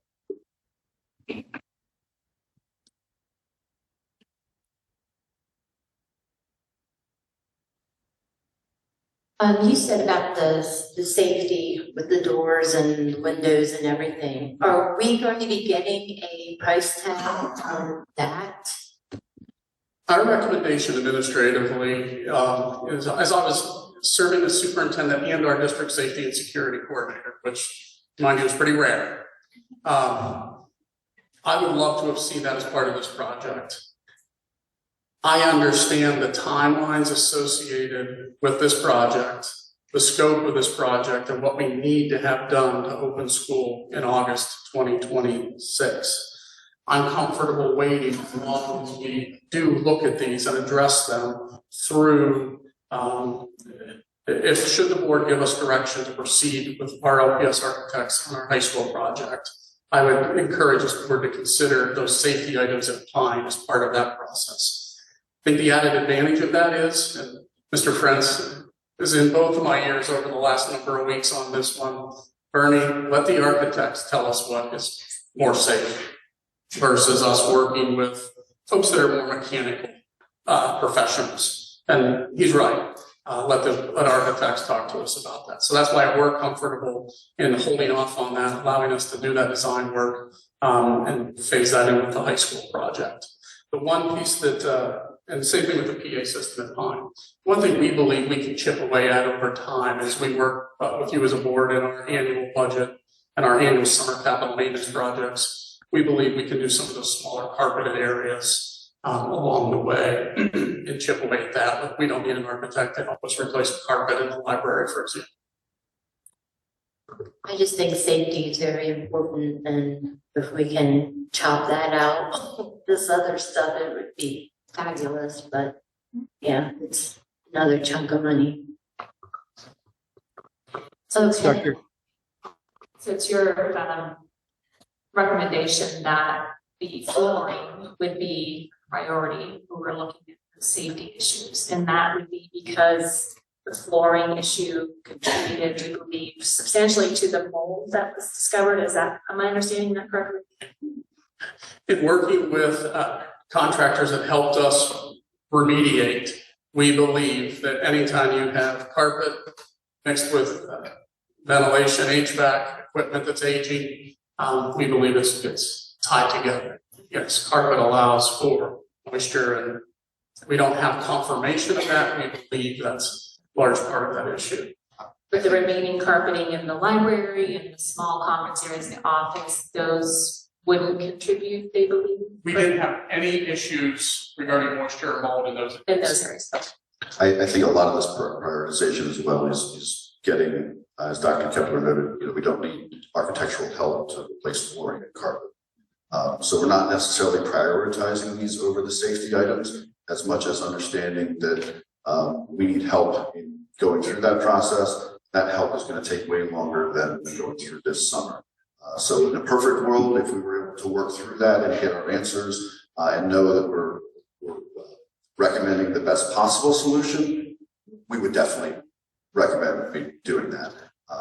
That time process that's going to take us to get there is not going to be able to get us to the point of doing these projects in the summer. So that's one of the main reasons that we're selecting what we have.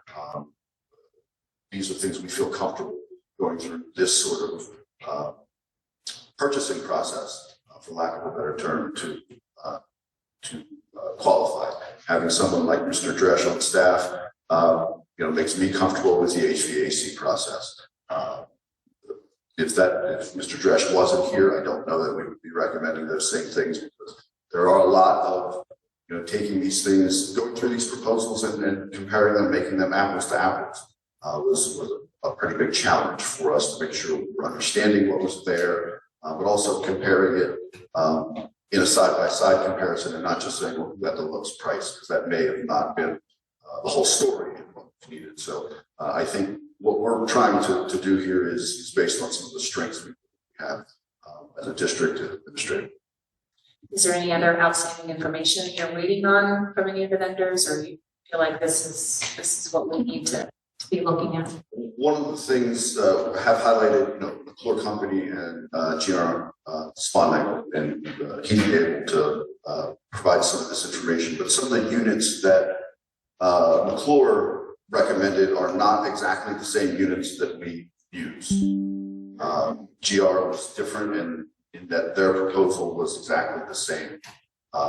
We're still trying to gather information if there's really a huge difference. Part of this is believing that there is, just because of the short timeline. We need to try to weed out as many of those unknowns as we can. So replacing what we have, or replacing something exactly, it's going to fit, all those types of things that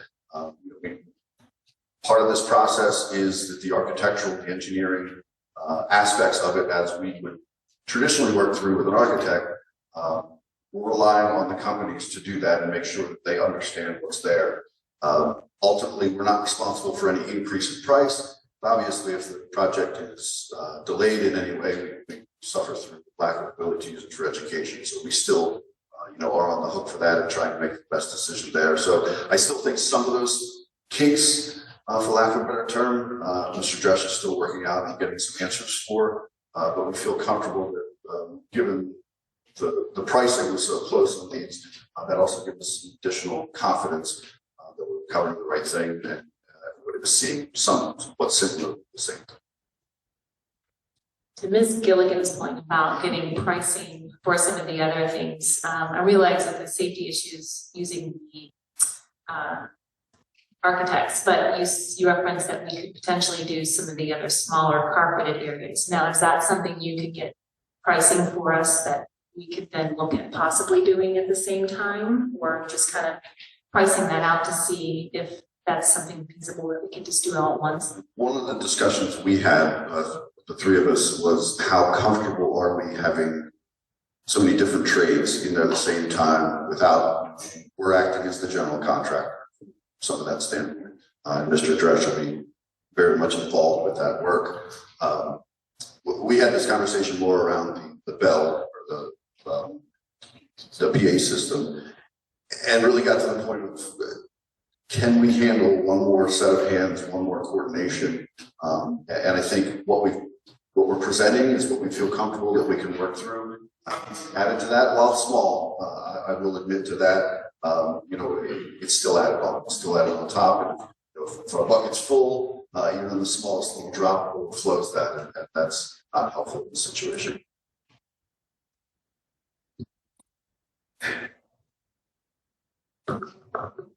And moving on, we're going on to the high school and the scope of work.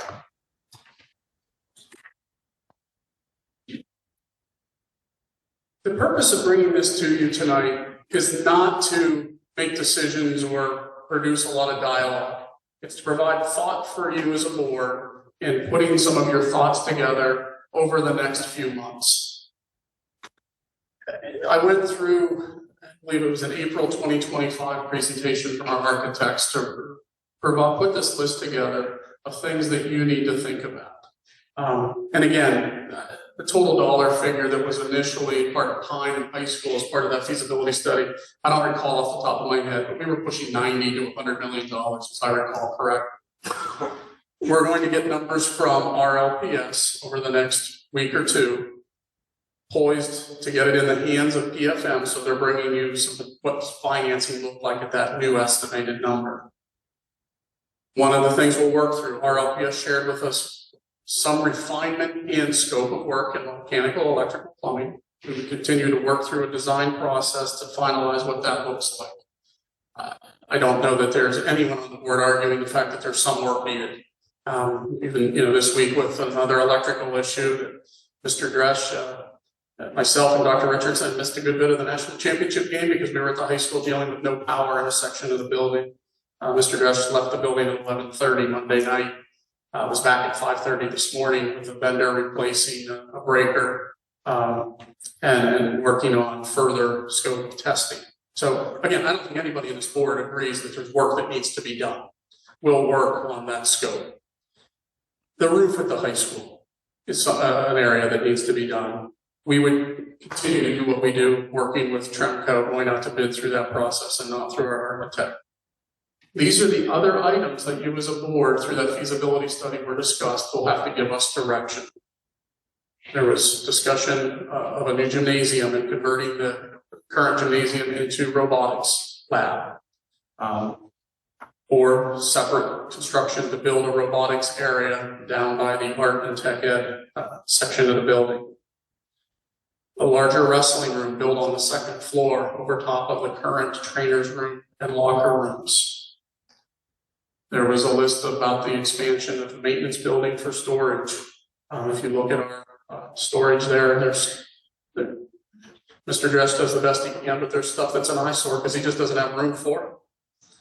There's also no restrooms in the office out there. As a board, you tackle the driveway, access, and then the parking lots. Driveway probably more pertinent than the parking lot, but both have potential need. And then also on there was a decision point of, do you do anything with the softball field? Do you light it? Do you turf it? What do you do, if anything, to that facility? Those are individual decision points, almost like a menu. When RLPS gives us updated numbers, they'll attach dollar figures to that menu. So you'll have those decisions before you as a board. If this board would like us to see construction start in the summer of 2027, we backmap that. That is not possible if there's a decision made to add any square footage to the building. So if you make any decision that would add on to the building, we must go through land development, and that process will be elongated at least an additional 6 months, okay? If there's not a decision to add on to the building, the footprint impacting ground cover,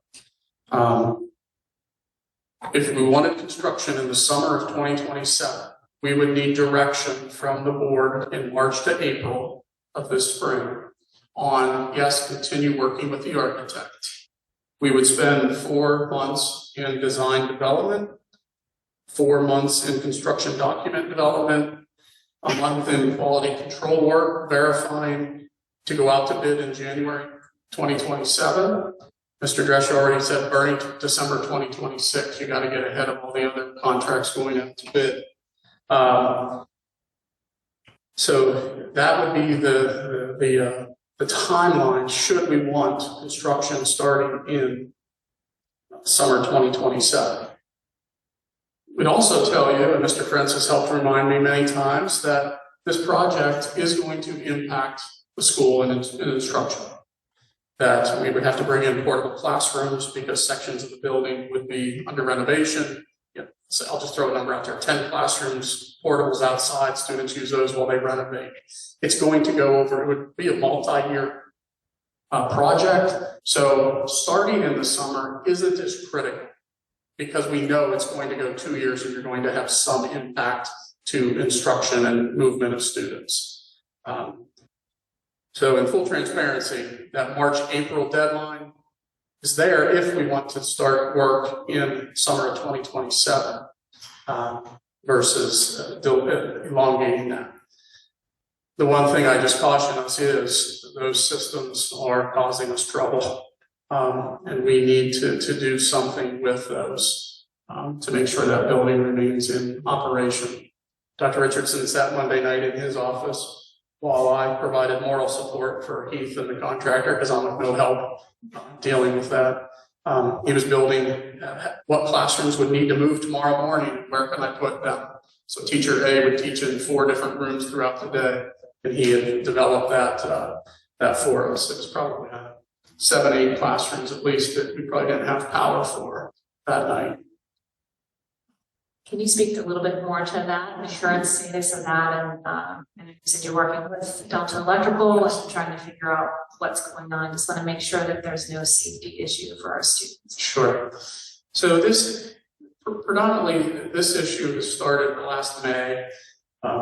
Say 3 times we've had this issue, maybe 4, where the system's doing what it's supposed to do. In our conversations with Delta Electric, we're having breakers trip, if you will, which that's what they're designed to do. This isn't your at-home breaker. I watched them dismantle one this morning. It's about the size of a car battery, to give you a perspective. But it's tripping. The tough part is the why. We work with Delta Electric. They've had I'll say a sensor, using my language, attached to the system, trying to get readings of amperage. And are there spikes and peaks, and trying to determine what might cause that. They're working to bring back, there's a vendor that this is what they do, and getting us a proposal to come in and do some testing that they can do more thoroughly to determine why that is occurring. So that's happening right now as we speak. They're working on, it's not in operation, they're working with a vendor to get us a proposal, correct. Following up with Delta Electric is, do we have an increased risk of fire as a result of this? And their answer was no. The likelihood of something catching fire in this system is not likely. Could you have a flash, an issue that when that breaker trips and goes? Yes, but not fire, etc. Clearly don't want water with electric, but there is a system of sprinkler. The whole building in that area as well as sprinkler. I was comforted as we spoke with them that they said we do not have an increased risk of fire. When do they anticipate on having the numbers back to you, or the proposal? Going down, No, I don't know. no,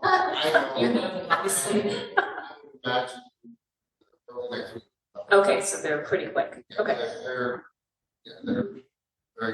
They respond very well. Okay. And that's a relationship, that's part of the value of Heath too, long-standing relationships for them, for one of their representatives. In fact, might be the owner. He's here Monday night missing the game himself, to take care of us, and here again at 5:30 this morning. So kudos to them for supporting us.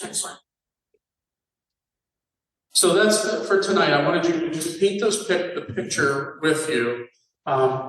We will, as soon as we get numbers, I'll share them with you, the board, in anticipation of February 12th. PFM will be back. They'll show you the $4.5 million new price tag at Pine, new estimates for high school scope of work, and that'll help us drive decisions over February, March, end of March, early April for does this board give us direction to continue working with RLPS on design of these high school elements that we talked about. At the same breath, February 12th, I'll add, we'll be talking about the CTC in committee and the needs there. So we'll have some of those numbers to look at as well. Okay, fun times ahead. Thank you so much for being here on Monday. You did miss a great football game. Go Indiana, yay. Okay, the next thing is the public school facilities improvement grant resolution. Okay, before I start, the Cougars are winning 12-9, the wrestling match. Oh, wow, fantastic. So, public school facilities improvement grant. We will be writing this grant. SiteLogic has expressed an interest. We're meeting with them again next week to see if they continue to wish to work with us on this grant. If not, we will be applying. One of the requirements of this grant is we must show a 25% match to the overall grant. Grants up to $5 million. Our intention is to write this grant for the work we just talked about at Pine Street Elementary. By approving this resolution in 2 weeks, you're simply saying, yes, we have the 25% match if we get the grant, whatever dollar, up to 5 million, you'll match it with 25%.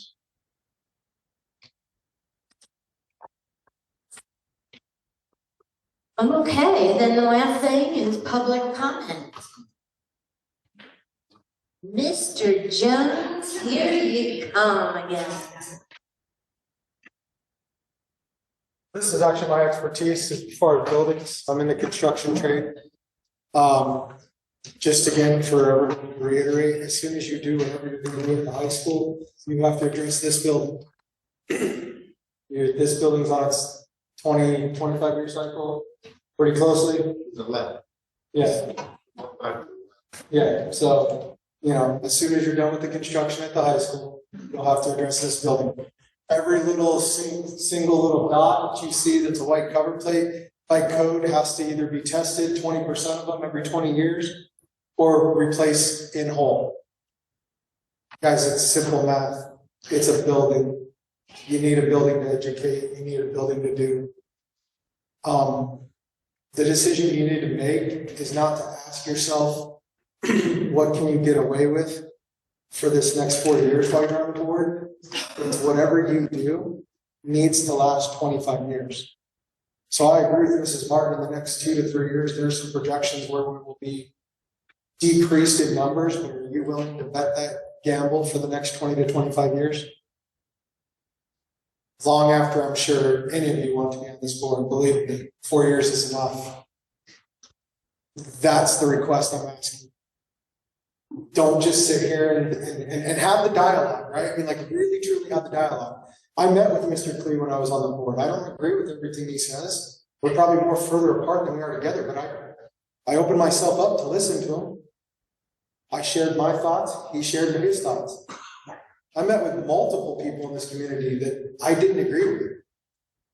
I've reached out to, with the exception of a couple of you, I've reached out to a few of these board members, and they don't even reply back to my email. I'll buy breakfast. Tell me what your plan is. Help me understand. That was my plea sitting in that chair. Help me understand how I do what you want me to do. It wasn't about me. It was about how do I do what you think we should do. Here's what I'm up against. We need a gym. We need a wrestling ring. We need better spaces for children to commingle together, to cooperate together, to learn how to talk together. That's not going to happen if you don't, fortunately, spend the money. I will tell you, I heard from a lot of people in the Republican committee that said, just give us 1 year of a 0% tax increase, and we're okay if you have to do another big one. We're okay if you whatever. You got it. Last year was a 0% tax increase, something that I don't think has happened, from what I've been told, for years, a decade and more, if I understand correctly. We gave it. That was hard work for Mrs. Martin. It was hard work from Mrs. Heidelman. Absolutely. That was their win. That was their champion. But remember, you got it. So now you have a teacher contract. You have a building that needs to be taken care of. Trying to shave 0.5%, 0.25% is a gamble of 25 years. That high school doesn't need to be touched for another 25 years after whatever you do. Hopefully 25 years. I would tell you probably need to start planning, whatever. Your budget lines out that it's a $71 million budget. 70% of it is fringes and benefits. Can't really touch that. You're going to affect that in the next teacher negotiations. So 70% of your budget will be affected by teacher negotiations. Nothing you can do about it. Stop arguing with it. Your debt service is 10% of your budget. Nothing you can do about it. It's 10% of your budget. Your capital improvements is 2%. And that only changed when the new board came in. We were never saving any money to help Mr. Dresch take care of these buildings. The last 20%, forgive me, Mr. Francino, I was probably better at it. The last 20% is services. And you're not affecting that. Your big one is 70% of your teachers, your salaries, the people that sit here. You have 30 seconds. Thank you. I mean, Mr. Dress needs a bathroom in the maintenance building. You know, how pathetic is that? Please just do the right thing for our teachers, for our staff. Create better working conditions.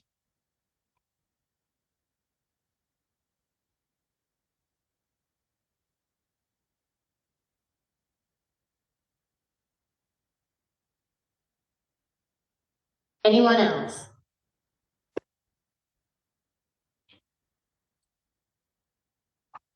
Asia Matters, Palmyra resident. As a parent of a Pine Street student, hearing that my child is not in the safest possible environment is extremely concerning. How many of you up here want to sit in front of a room full of Pine parents and tell them that their kids are in a building that does not meet the highest possible safety standards? Sure, flooring, heating, HVAC, that is all incredibly important. But these are our children. They are the smallest members of our school community. You don't want to look back and say, oh darn, I wish we spent money to get those windows intruder-proofed. Who wants to do that? If we can't keep our children safe and ensure that they are being educated in safe facilities, the fact that there's mold in the air really isn't relevant. Every parent sends their child to school hoping, praying, expecting that they will come home that night. It is almost insulting to parents to know that you have a potential safety issue and this board isn't addressing it. I understand that there are concerns with timing. I understand that the district doesn't want to be the general contractor. I think that's a term you've used to manage all these projects. But then find a way to do it. Hire someone, bring someone in to address the safety issues at our schools. I believe there was a safety study done a few years ago. Is that right? Are these recommendations a result of that safety study? Does anyone know? Yeah, they are. Yeah, so you've been sitting on this for how many years now and nothing has been done. It's time to rip the Band-Aid off and do something. Thank you.